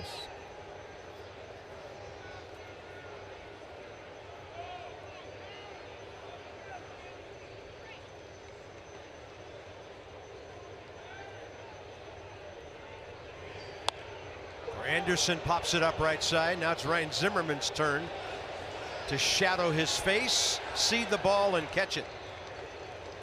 Joe Ross, 3 fly ball outs, the double, no sweat. Mets have left 6, 3-1, New York.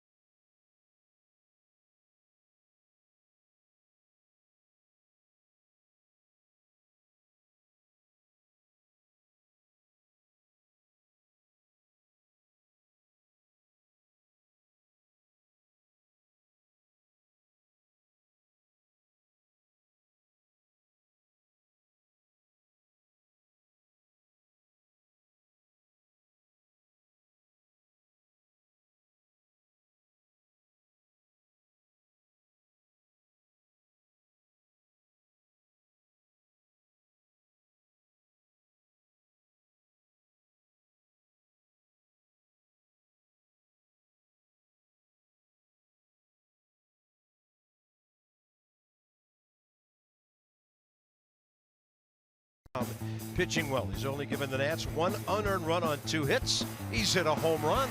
Trey Turner on base a couple of times, 3 steals, matching a career high. He's done it twice this year, by the way. And the starting pitching, the focus of our Geico game highlights. 15 minutes could save you 15% or more on car insurance. Visit geico.com. See how much you could save. So DeGrom has struck out not a bunch, 4. Joe Ross has 4. And other than a fly ball lost in the sun and a wacky play at home plate, he has pretty much matched Jacob DeGrom pitch for pitch here. Here's Bryce Harper, top 6. He's up there swinging at a curveball to foul it.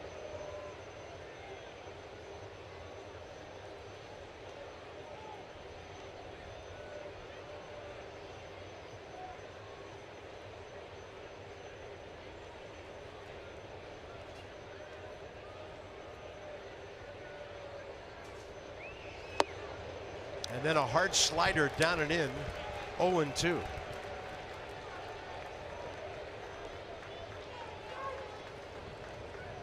Well, this is an inning for DeGrom. If he's going to win this baseball game today, it's getting through these guys right here, right now. Harper, Zim, Murph. Pitch up. Harper, defensive swing. Out to short. Bryce was smelling a close play, and Jose Reyes got him. I don't know who it was out there for the Mets, but somebody yelled, "You got to hurry." You saw the way that play was developing. Reyes kind of sat on that, and Bryce was smelling an infield single. Didn't hit it hard, and watch him bust it out of the box down the line. Good hustle.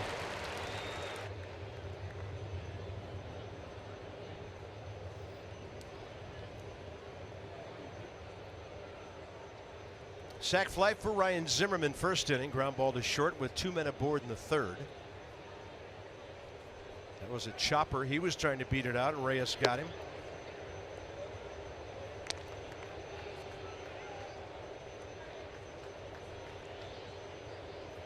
Maybe the Nats can build up the pitch count a little bit and get into that Mets bullpen. It's getting late, but DeGrom right now at 82 pitches, 1 out, 6th inning. There's another chopper to Jose Reyes. Extra step, and then he fired it over there. 2 down.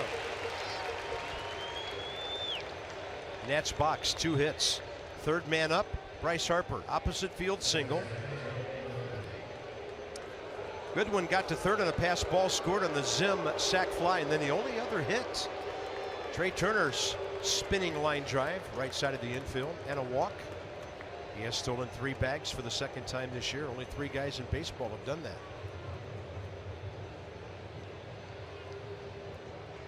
Jonathan Villar of Milwaukee, Cameron Maybin of the Angels. 3 in a game twice this year. Daniel Murphy's 0 for 2.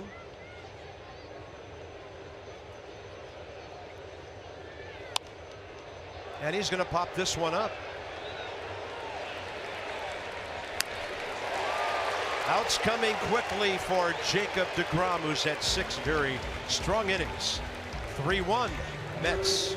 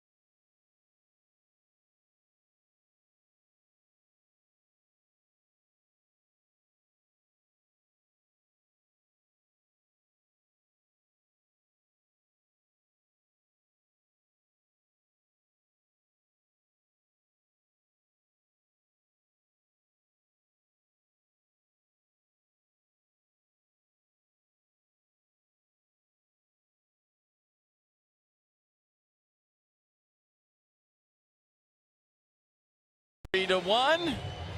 Misses Met. I mean, I can't even think of anything to say. This just Mrs. Met. I'm speechless. Where are those little creepy Met kids? Are they around here? Time for Fitzgerald Auto Mall Expo as we check out some plays really slow. This is the play of the game for me. Maybe Matt Wieters just thinking he had to slide there. He didn't really vary his route to go into Matt Wieters, but I feel like that's the play of the game. I would love to talk to Matt Wieters and ask him right now what he was talking about down there. Maybe that's it.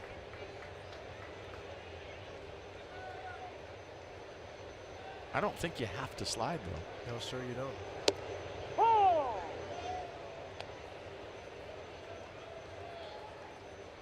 Where was Mr. Met? There was only Mrs. Met today. He was out there, but he got he left on the cutting room floor. The editors. He was out there? That's all. Does he have his house arrest ankle bracelet on? Didn't see that. Yeah, this pitch was a strike, right?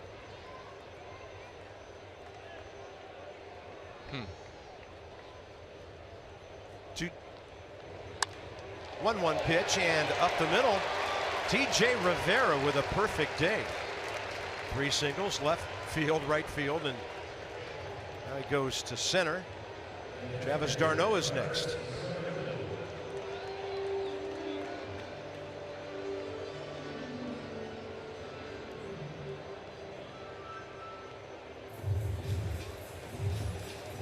Base hit last time in the middle of that crazy 2-run, 4-hit, 1-error 4th inning that gave the Mets their 2-run lead. I'd say Travis d'Arnaud's another guy that whenever the Nats play the Mets, you look at his numbers and you say, how is he hitting 218? Because you feel like he's in the middle of everything every time these two teams play. To short. Nats will have to hurry for 2. It's a catcher running. And is that a runner going into Daniel Murphy? No. They were close, and Murph's throw was offline, leading you to believe that maybe there was illegal contact. Well, leading me to believe because Daniel Murphy's looking around at the scoreboard to see the replay. See if there was contact here with TJ Rivera and Daniel Murphy. You remember last year when the Nats were here, I think Jason Worth slid into second base, straight into the bag, and they called a double play. Yeah, that slide's fine.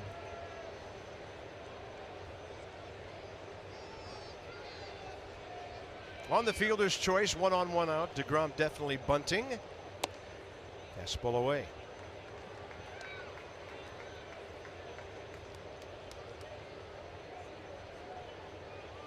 Jacob DeGrom coming off a 6-pitch, 6th inning.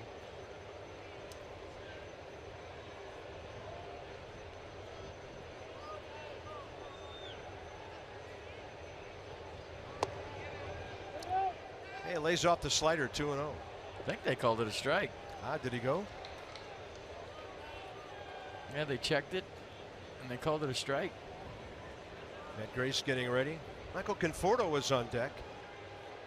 And Joe Ross about to throw his 100th pitch.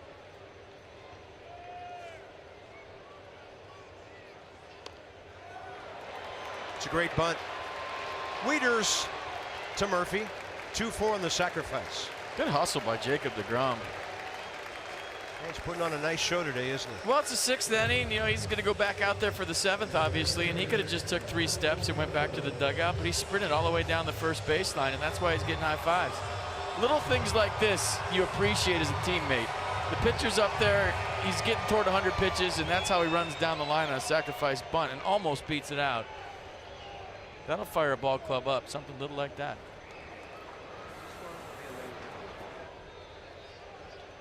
Michael Conforto 1 for 2. RBI single last time. That strange looking line drive that spun out of Anthony Rendon's glove after a hop.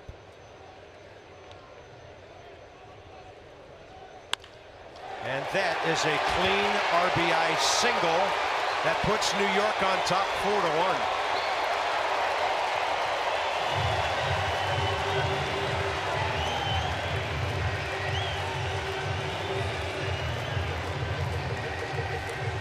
That fastball just ran back over the plate. He started on the inner half, and it had sink to it where it got a lot of plate. That's a pretty swing by Michael Conforto. Right back up the middle, nobody there. And good baseball by the Mets here in the 6th. Get him on, get him over, get him in. Mets position players, except for a double by Rivera, all singles today. The homer, of course, came from their pitcher. So Michael Conforto has 2 hits, 2 RBIs. He came into this game 12 for 69. Bottom of the order has been troublesome. Rivera 3 hits, Darno a hit, DeGrom the homer. After a visit from Mike Maddox, Joe Ross against Jose Reyes.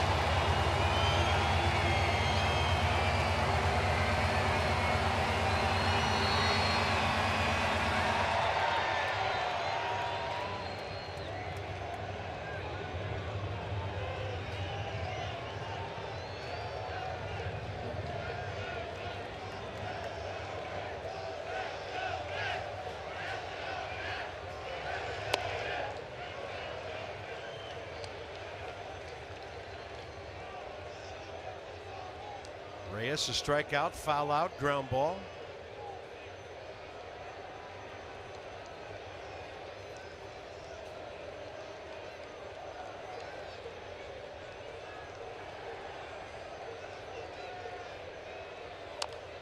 And a chopper. Ross bare hand, quick exchange, got him with a really good play. 6 innings for Joe Ross today. 4 runs, 2 earned. Now the Nats have to get busy.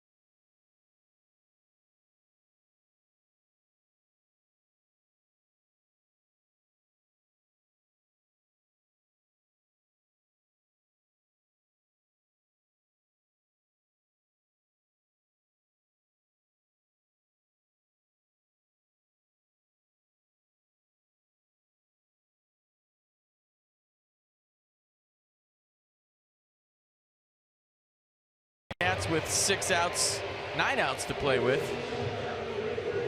Most losses with leading after 6 innings. Check this one out. So get Jacob deGrom out of there, you got a chance. He's at 84 pitches right now, so maybe run up that pitch count.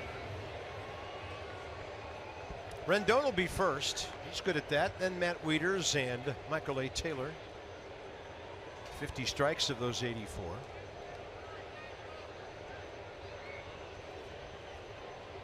He's retired 10 of the last 11.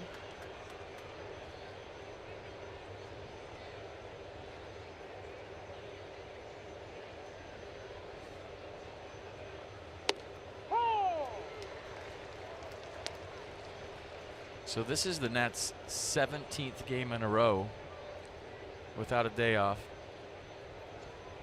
About to play 17 out of 20 without a day off. Kind of feel like it, right? Drifting to the track is Conforto.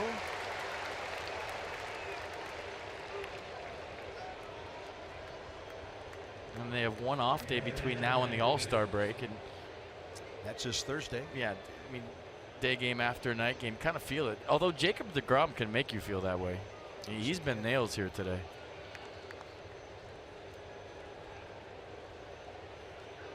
should have plenty left in his tank. Not what we expected after he threw 116 in a complete game against the Cubs last time out. A run on 5 hits, walked 4, struck out 6. And the start before that at Texas, he'd been hammered for 10 hits, 8 runs in 4 innings.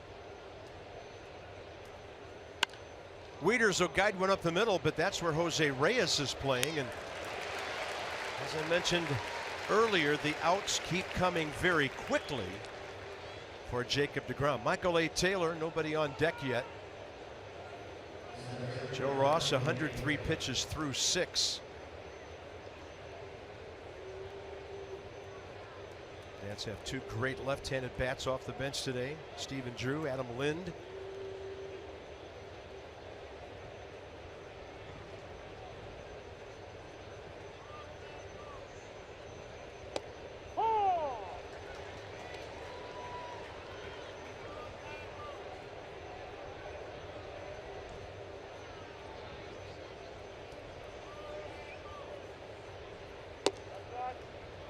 It looked like Adam Lind crossing in front of him to go to the bat rack. There he is. Well, if Taylor gets aboard, it could get interesting.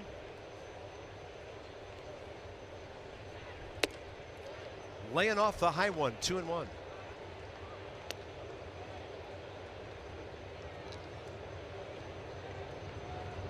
This becomes a big at bat all of a sudden with Adam Lind in the on deck circle.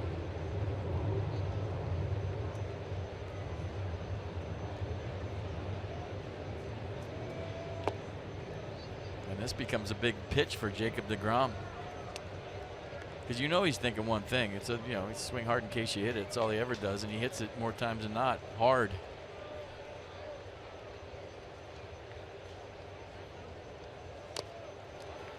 That fills the count.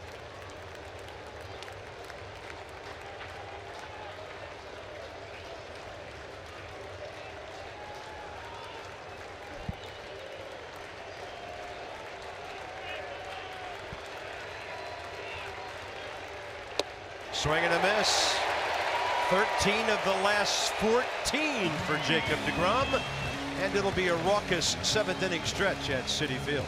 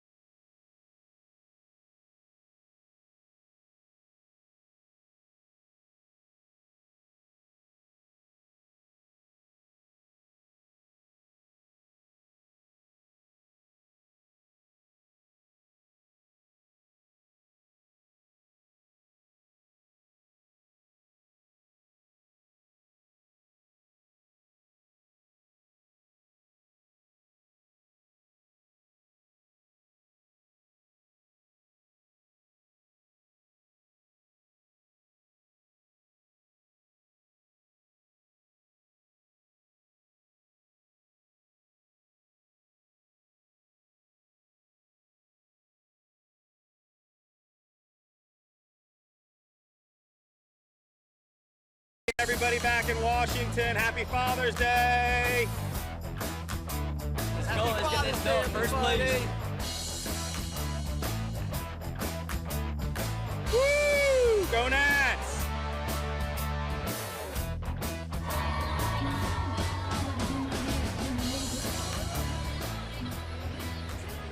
right, rally families. We'll have to wait a half inning to find out. Matt Grace will take over for the Nationals here in the bottom of the 7th. They've got 3-4-5 coming up. 4-9-1 Mets, 1-2-1 Nats. 28-year-old lefty. And Grace back with the ball club this weekend. This will be his 9th appearance. 6 hits, 3 earned runs in 7 innings. Contact guy, 1 strikeout, 2 walks. Yeah, 2 pitches, fastball, slider. Fastball averages 90, slider 82, but he throws the fastball a lot at 82%. So 2-seam fastball, got to keep it down, shave corners. Not going to overpower you, but try to get you hit the ball on the ground. Grace got a big out yesterday against Michael Conforto in the 7th inning. Little soft liner on the infield. Big crowd. Father's Day in New York, and look at that sky. It is absolutely gorgeous. There's Mr. Met. He made it.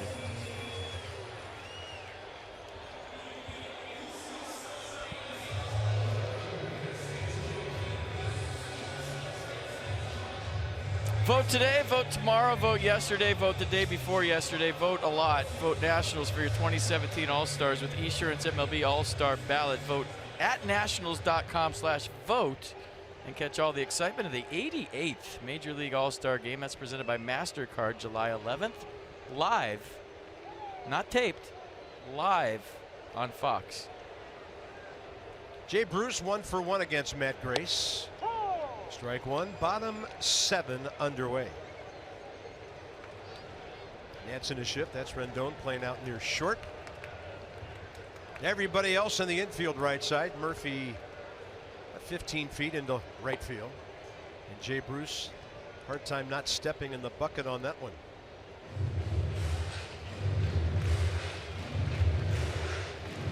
Nats have controlled Bruce today. Still has 6 hits, 14 at bats in the series.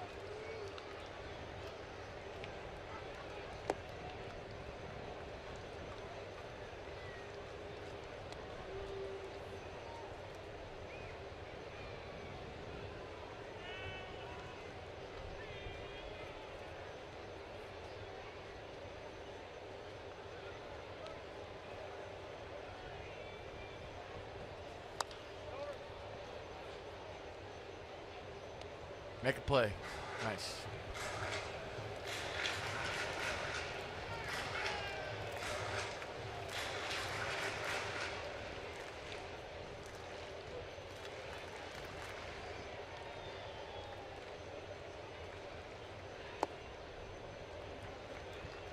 Two.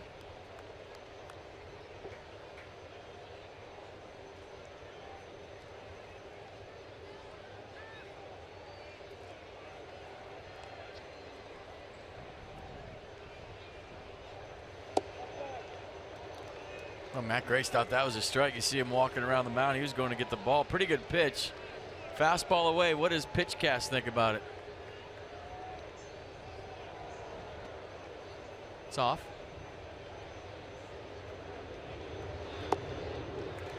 Had him way behind and lost it. Leadoff walk, Jay Bruce.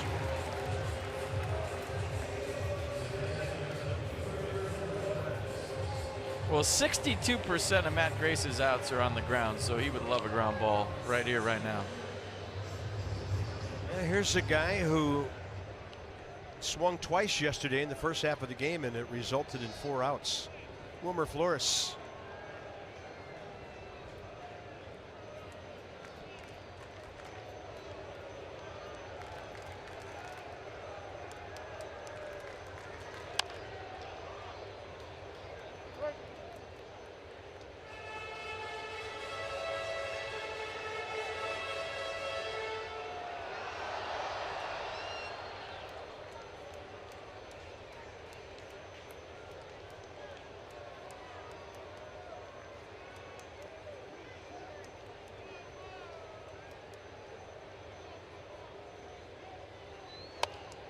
Slow roller right side. Murphy thought about the lead runner, and then he gets the man at first. Bruce to second, 1 out. He thought about going to second base, but I guarantee he didn't have an angle. And that's the thing, when you come up to the baseline as a second baseman, you turn to throw to second, you see that runner's back between you and your shortstop. You have to choke it off and throw to first. He wanted to get the lead runner. He might have had a chance at the lead runner. He just didn't have a throwing lane.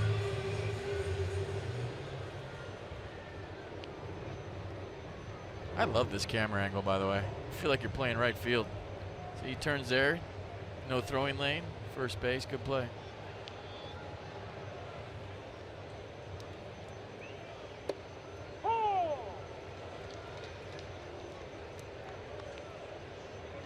Lucas Duda, a walk, 2 hits, a run. 0 for 1 against Matt Gray's career.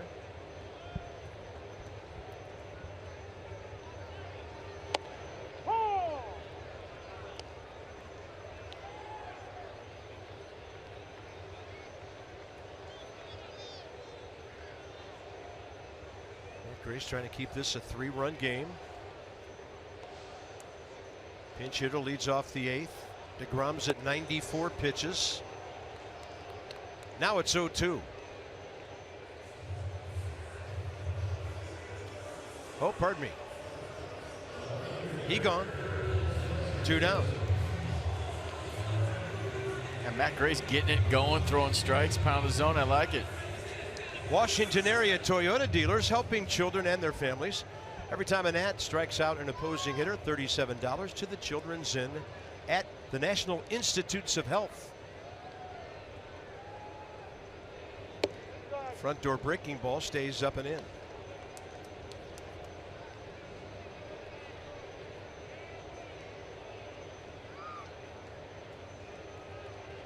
Curtis Granderson against Gray's career 0 for 2. 1-1.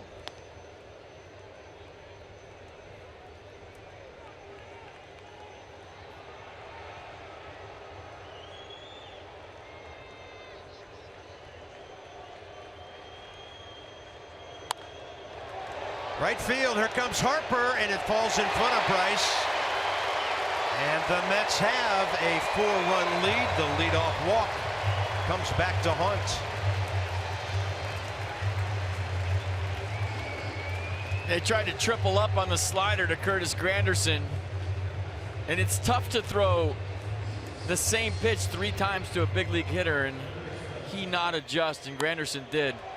Just off the end, Bryce got a good jump, was thinking about throwing it, had trouble on the exchange. But I don't think he would have had a chance either way. 2 outs, he was going on contact. There's TJ Rivera, who's had a perfect day.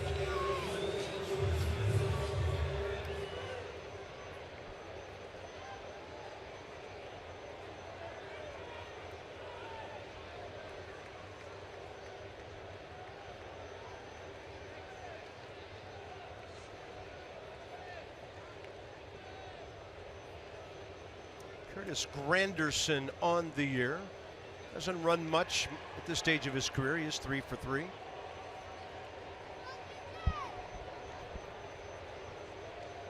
Nobody runs on this ball club except for Jose Reyes. He's got 10 stolen bases. Boy, the line drive singles just keep on coming from the Mets. Yoenis Cespedes out of their lineup today, and they're making contact. And they're into double digits on hits, Nissan Pitchcast. Yeah, fastball, a lot of plate, up. Good swing by Rivera, having a big day, like you said. 4 for 4. Travis d'Arnaud in the number 8 spot.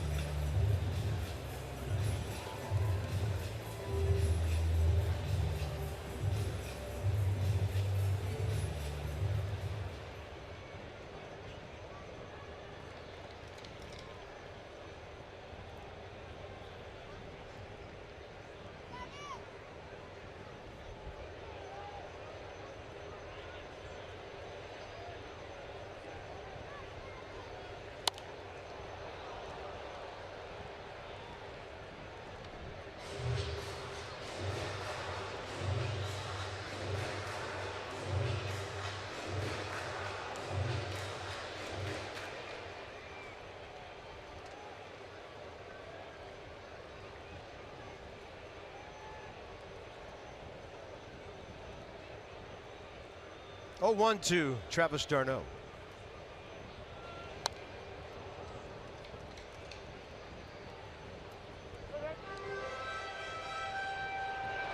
I mean, if you have any hopes of getting in the Mets bullpen and win this game, you have to keep it at a 4-run deficit. Load them up, see what happens kind of thing. But you have to stop the bleeding right here, right now, or this one's going to be tough.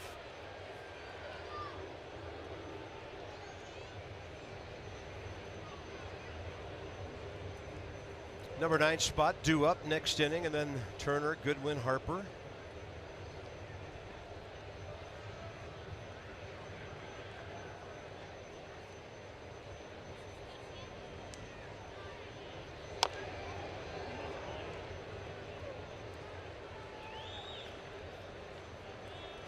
Switch up the signs, talk about what you want to throw.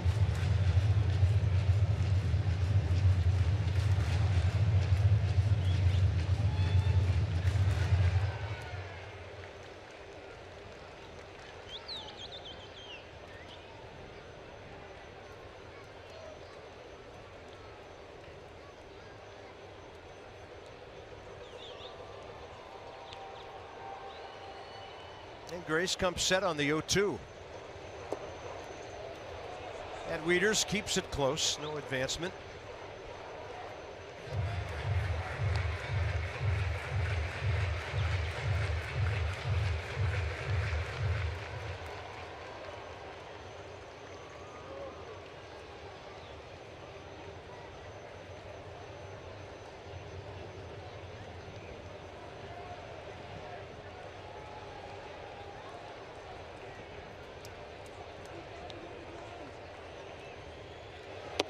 Got him. Fastball, inner edge. Mets pick up a run and a walk in 2 hits. To the 8th we go. We know it's Turner who's sitting in front of him.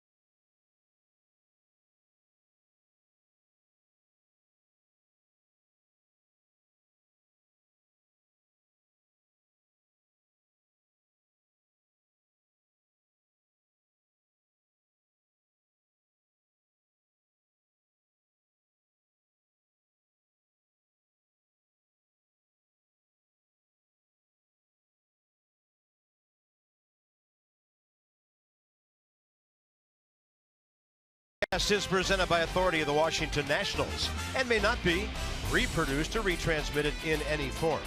And the accounts and descriptions of this game may not be disseminated without the expressed written consent of the Washington Nationals. Beautiful day in New York. Scoreboard could look better. With nobody on base, Stephen Drew will get the pinch hitting assignment as he leads off in the 8th. Jacob deGrom here, 94 pitches, 57 strikes.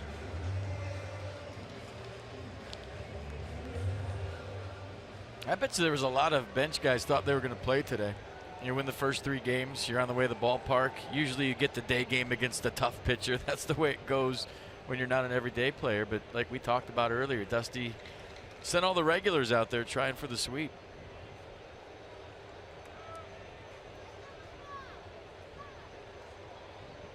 Stephen Drew 0 for 1 career against Jacob deGrom, and he rolls that curveball in there.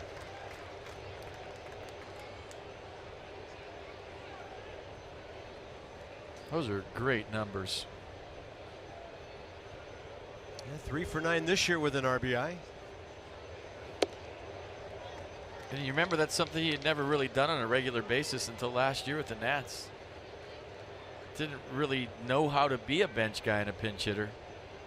Used to being an everyday player, but he's adjusted nicely. How about that?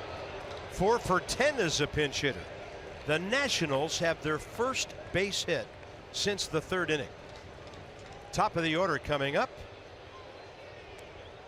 That's why you want to keep it a 4-run deficit. You never know. Load them up. The big boys lurking in the dugout. Bryce a few hitters away, and Stephen Drew doing what Stephen Drew does best, contributing when he gets an opportunity, whether it's in a start or off the bench. Nice swing.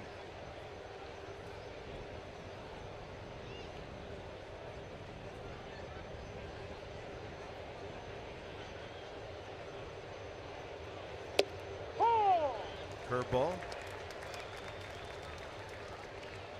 Trey today, a single, 2 steals, a walk, and another steal. Popped up first time up. Remember, DeGrom threw a complete game, only his second career complete game last start, 116 pitches. So that was number 100 or 99. This is number 100 coming. How far does Terry Collins go with his right-hander? Got Jerry Blevins getting loose.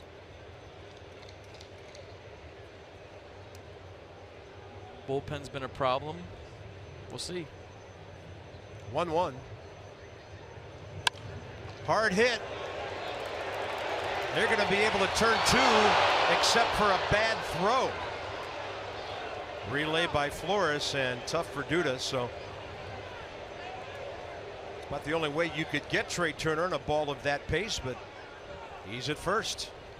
Well, we talked about Wilmer Flores playing 3rd in this series and now 2nd today, and this is another opportunity for a double play, and he goes full-blown panic right here because Trey Turner's running. Look at him short arm that, try to rush the throw, and if he just simply makes a good throw, the double play was there because of the speed of the ball, and it was hit right to Reyes. You didn't have to rush that throw.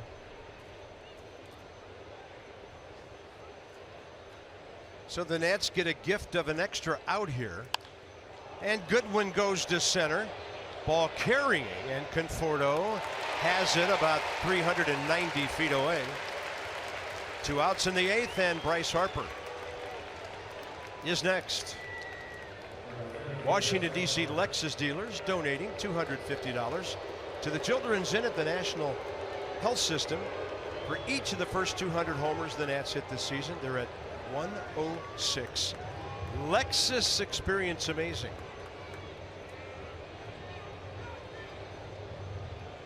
Well, he had the lefty up for Bryce because of the 4-run lead. It's all Jacob deGrom and Bryce Harper. Here we go.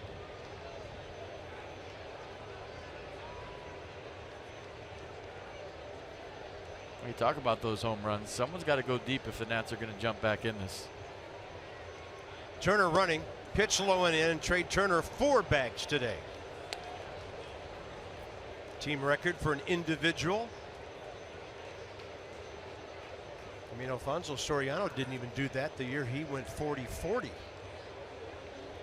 Well, he's got 30 here if he wants it. No one's holding him. He could walk into 3rd right now. Strike to Harper. That'll even the count. 1-1.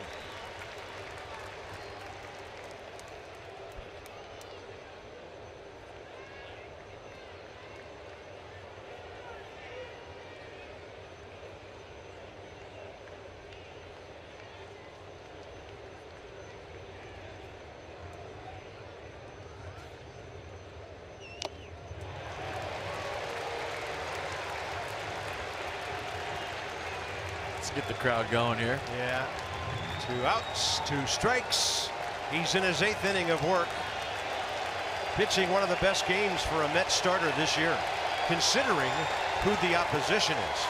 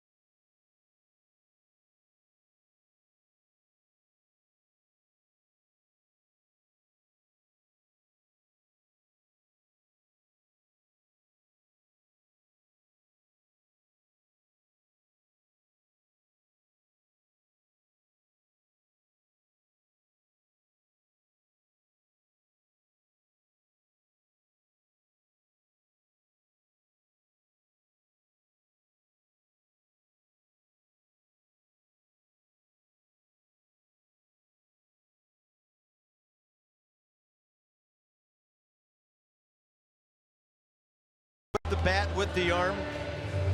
And Jacob Turner will get a turn for the Nats here. Third pitcher of the day. It'll be his 15th appearance. 35 hits in 33 innings. Strikeouts to walks 19-11. And Dan, a bullpen move before the ball game today. Sean Kelly is DL'd. That's right, Bob. A right trapezius strain for Sean Kelly lands him on the 10-day DL. Said he started feeling kind of some tightness in that neck area during his appearance on Friday. He said kind of late in that outing is when he started feeling tight. Hasn't felt great the last couple days, so he will go to the DL and try and figure out his health and try and get back on track. AJ Cole comes up from AAA Syracuse. Another option for Dusty Baker with some length out of the bullpen to take Kelly's spot on the roster. Thank you, sir. We go to the bottom of the 8th inning. Jacob deGrom done for the day. They will hit for him with Brandon Nimmo. Jacob deGrom did it all. A home run, 8 innings, a 3-hit, 1-run ball.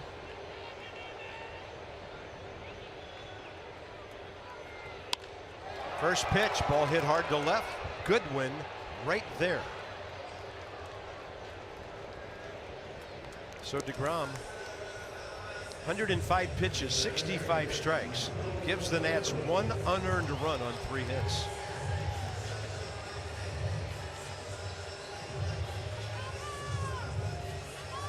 Struck out 6, walked a couple. Top of the order, Michael Conforto.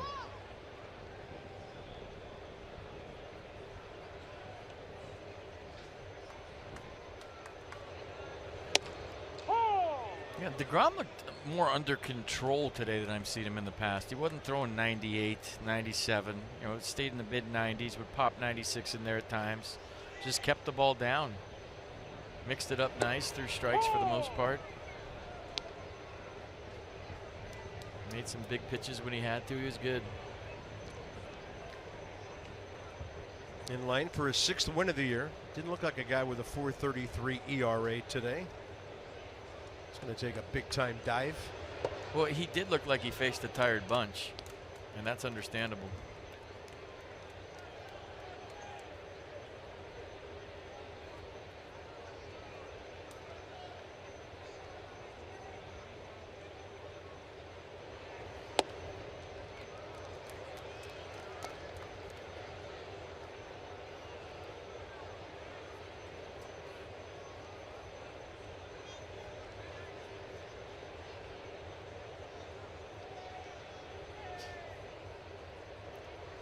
Two with 1 out. Kind of teasing that outside edge.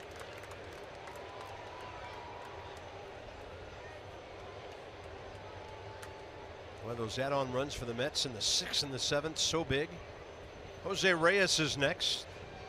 4, 5, 6 coming up in the 9th.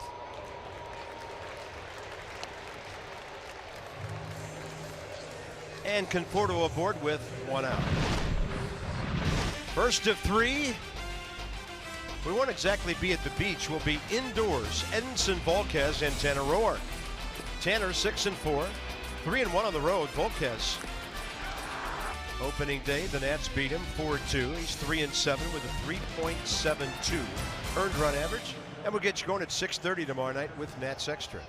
Our first visit, June 19th, to a team in the division at Marlins Park.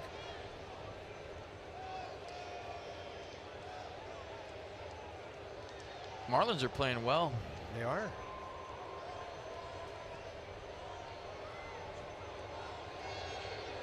Two at Atlanta, 7th inning. They are within 6 games of 500. They were way under a couple of weeks ago. Saw the box score today, and Giancarlo Stanton's hitting 2nd. All right, from the leadoff guy, walk him and get the number 3 guy to hit into a double play. Huh? From last night's game, he's hitting 2nd. See what he's hitting today. You have power hitters hitting all over the place in this league. Thinking about Rizzo and Stanton. Cespedes here yesterday hit 2nd. Yeah, he hit 2nd Friday and Saturday here. Number 3 hole on Friday. Yeah, he's in second again today. Okay.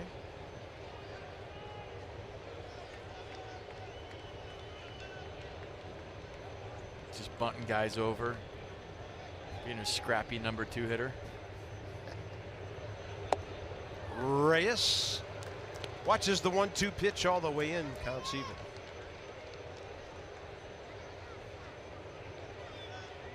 So Stanton versus Judge in the home run derby. Is that? I mean, that's all you need, right? If that's not the final. But I mean, just those two, cage match. Everybody else can watch. Yeah.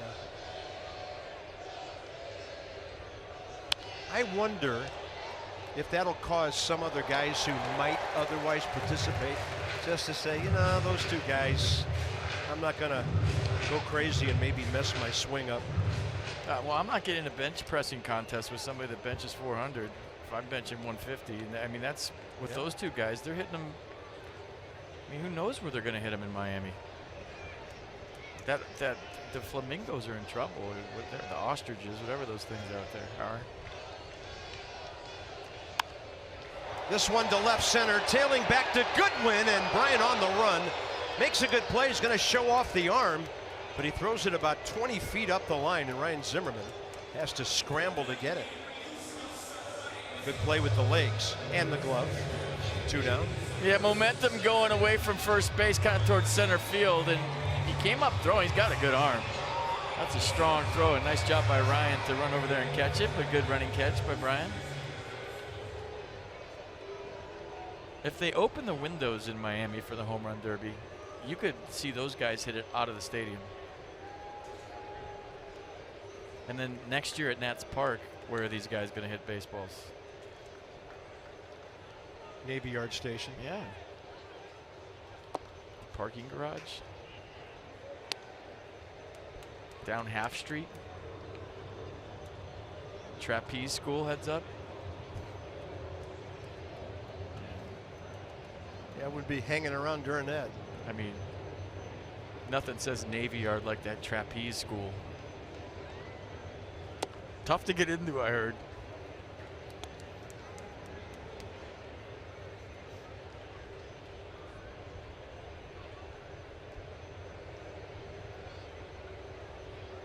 I heard it was tough to stay in once you're in there.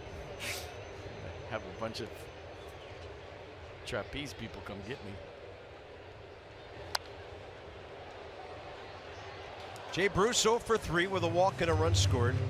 That was a damaging walk leading off last inning. Came in on the Granderson base hit with 2 outs.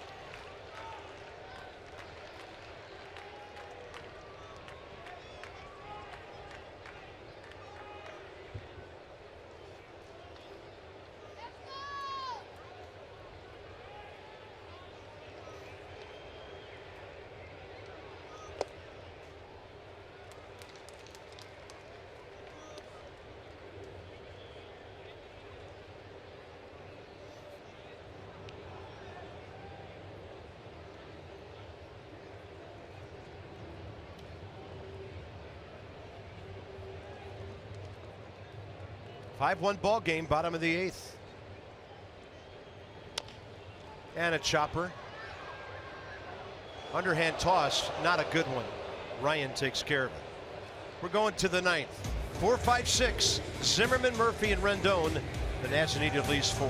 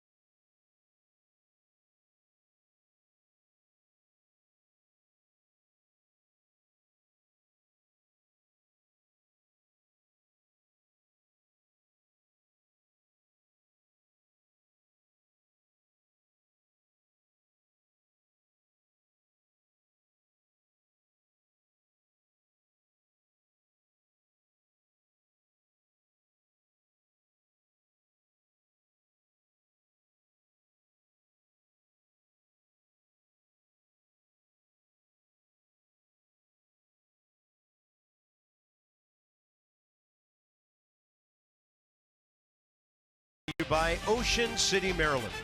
Put your vacation days to good use in Ocean City. Book now at ococean.com. And by the Lexus RX, featuring a pre-collision system with pedestrian detection. Standard.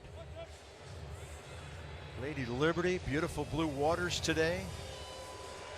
Beautiful blue skies, a lot of blue in the unis, but not a whole lot on the scoreboard for the Nats. And Addison Reed is their closer. He has 11 and 13 attempts, but a 4-run lead here. Terry Collins says, hey, I'm treating this like I want this baby over as if it were a save. Got 2 pitches, fastball, which he'll cut at 92, slider 85, throws the fastball 69% of the time.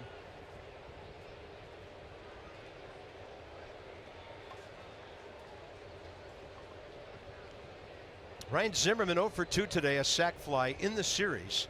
2 batted in, 2 for 16. 2 for 5 career against Reed.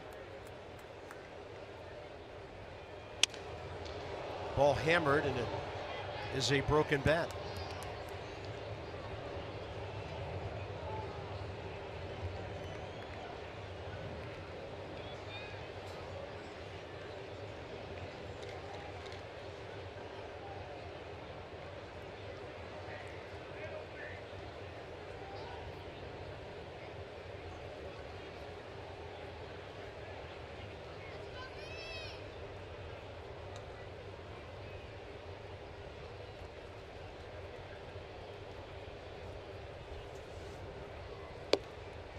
One.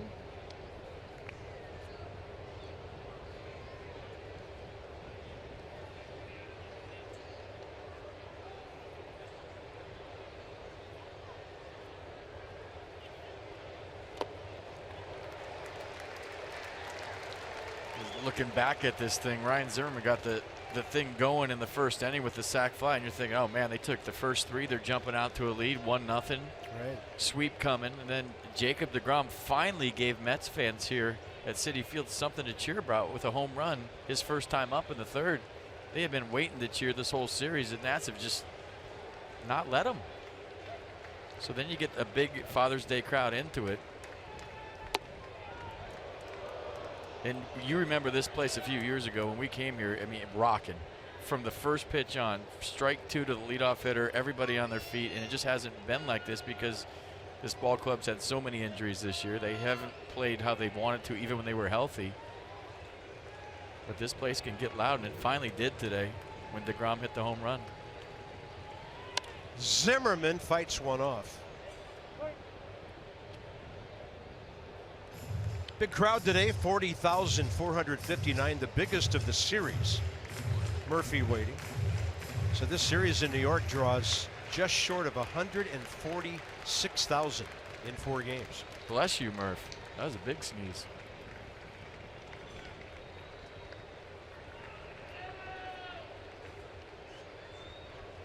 Zimmerman, another broken bat.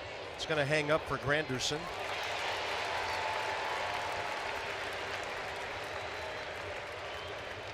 Peanuts are back in town on June 22nd, 4-game homestand against the Mudcats. Check out College Night on Thursday. Fans here don't like College Night. A League of Their Own night on Friday, then Saturday. First 1,000 fans get a 40th anniversary team card set. Go to PotomacNationals.com to get your tickets right now. Daniel Murphy against Addison Reed, 2 for 6.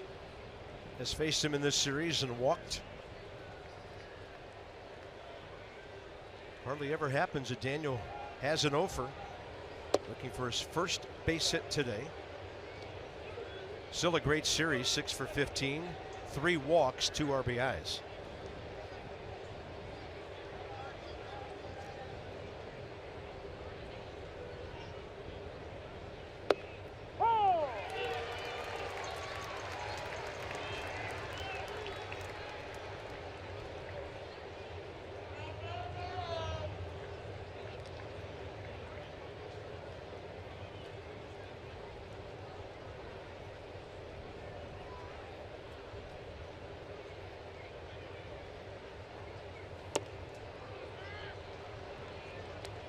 All right, should be a healthy swing.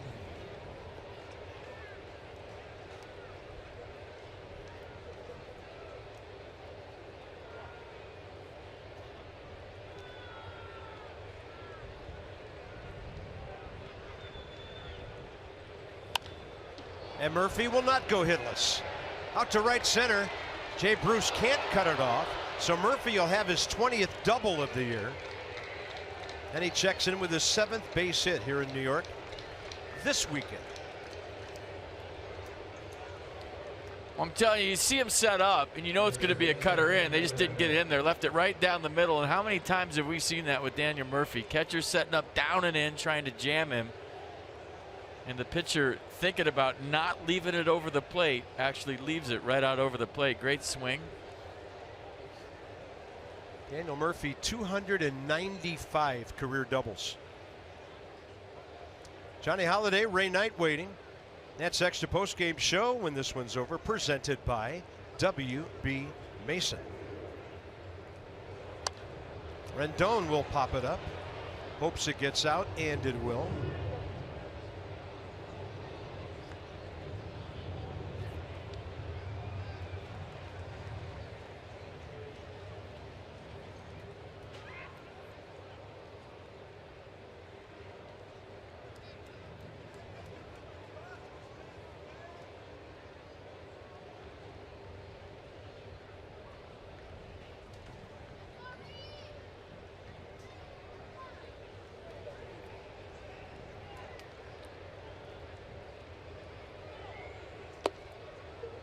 One.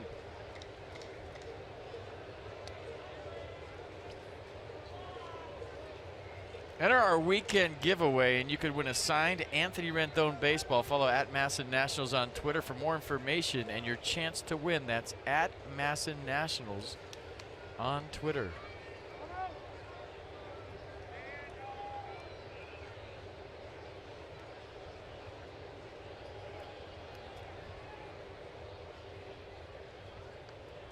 Anthony Rendon trying to check in with a base hit today.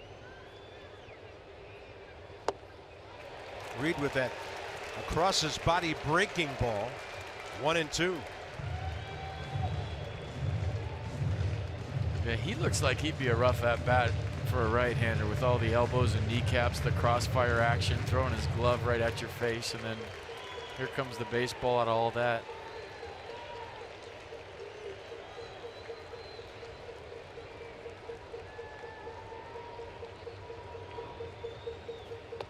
Two.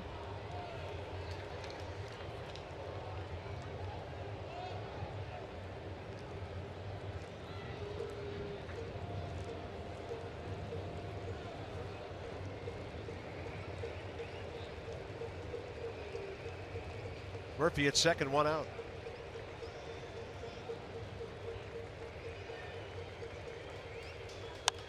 Rendon serves one to right, but it's right at Jay Bruce. 2 down.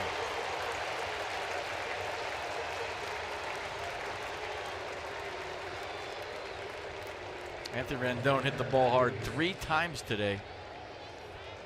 Lined out to second, lined out to center, lined out to right.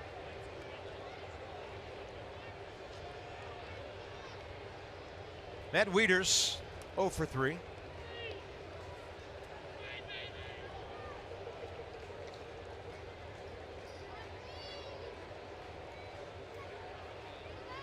Matt 0 for 3 today. How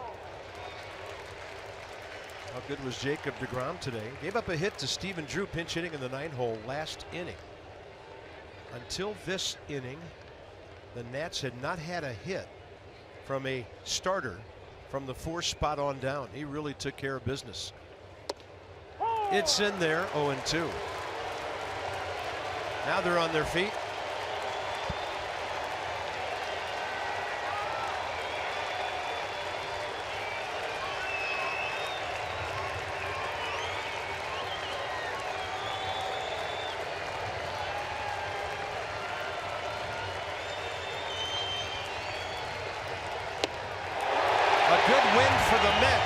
But a great weekend for the Nats. Man, it's tough to sweep anybody on the road 4 games. And if you had told the Nats are going to come up to Citi Field, take 3 out of 4 before this trip, you would have been all in, baby. So nice job. Now we take the traveling circus to Miami. 3 with the Marlins coming up, and some final words from Citi Field in a moment. DeGrom was great. Nets 5, Nats 1.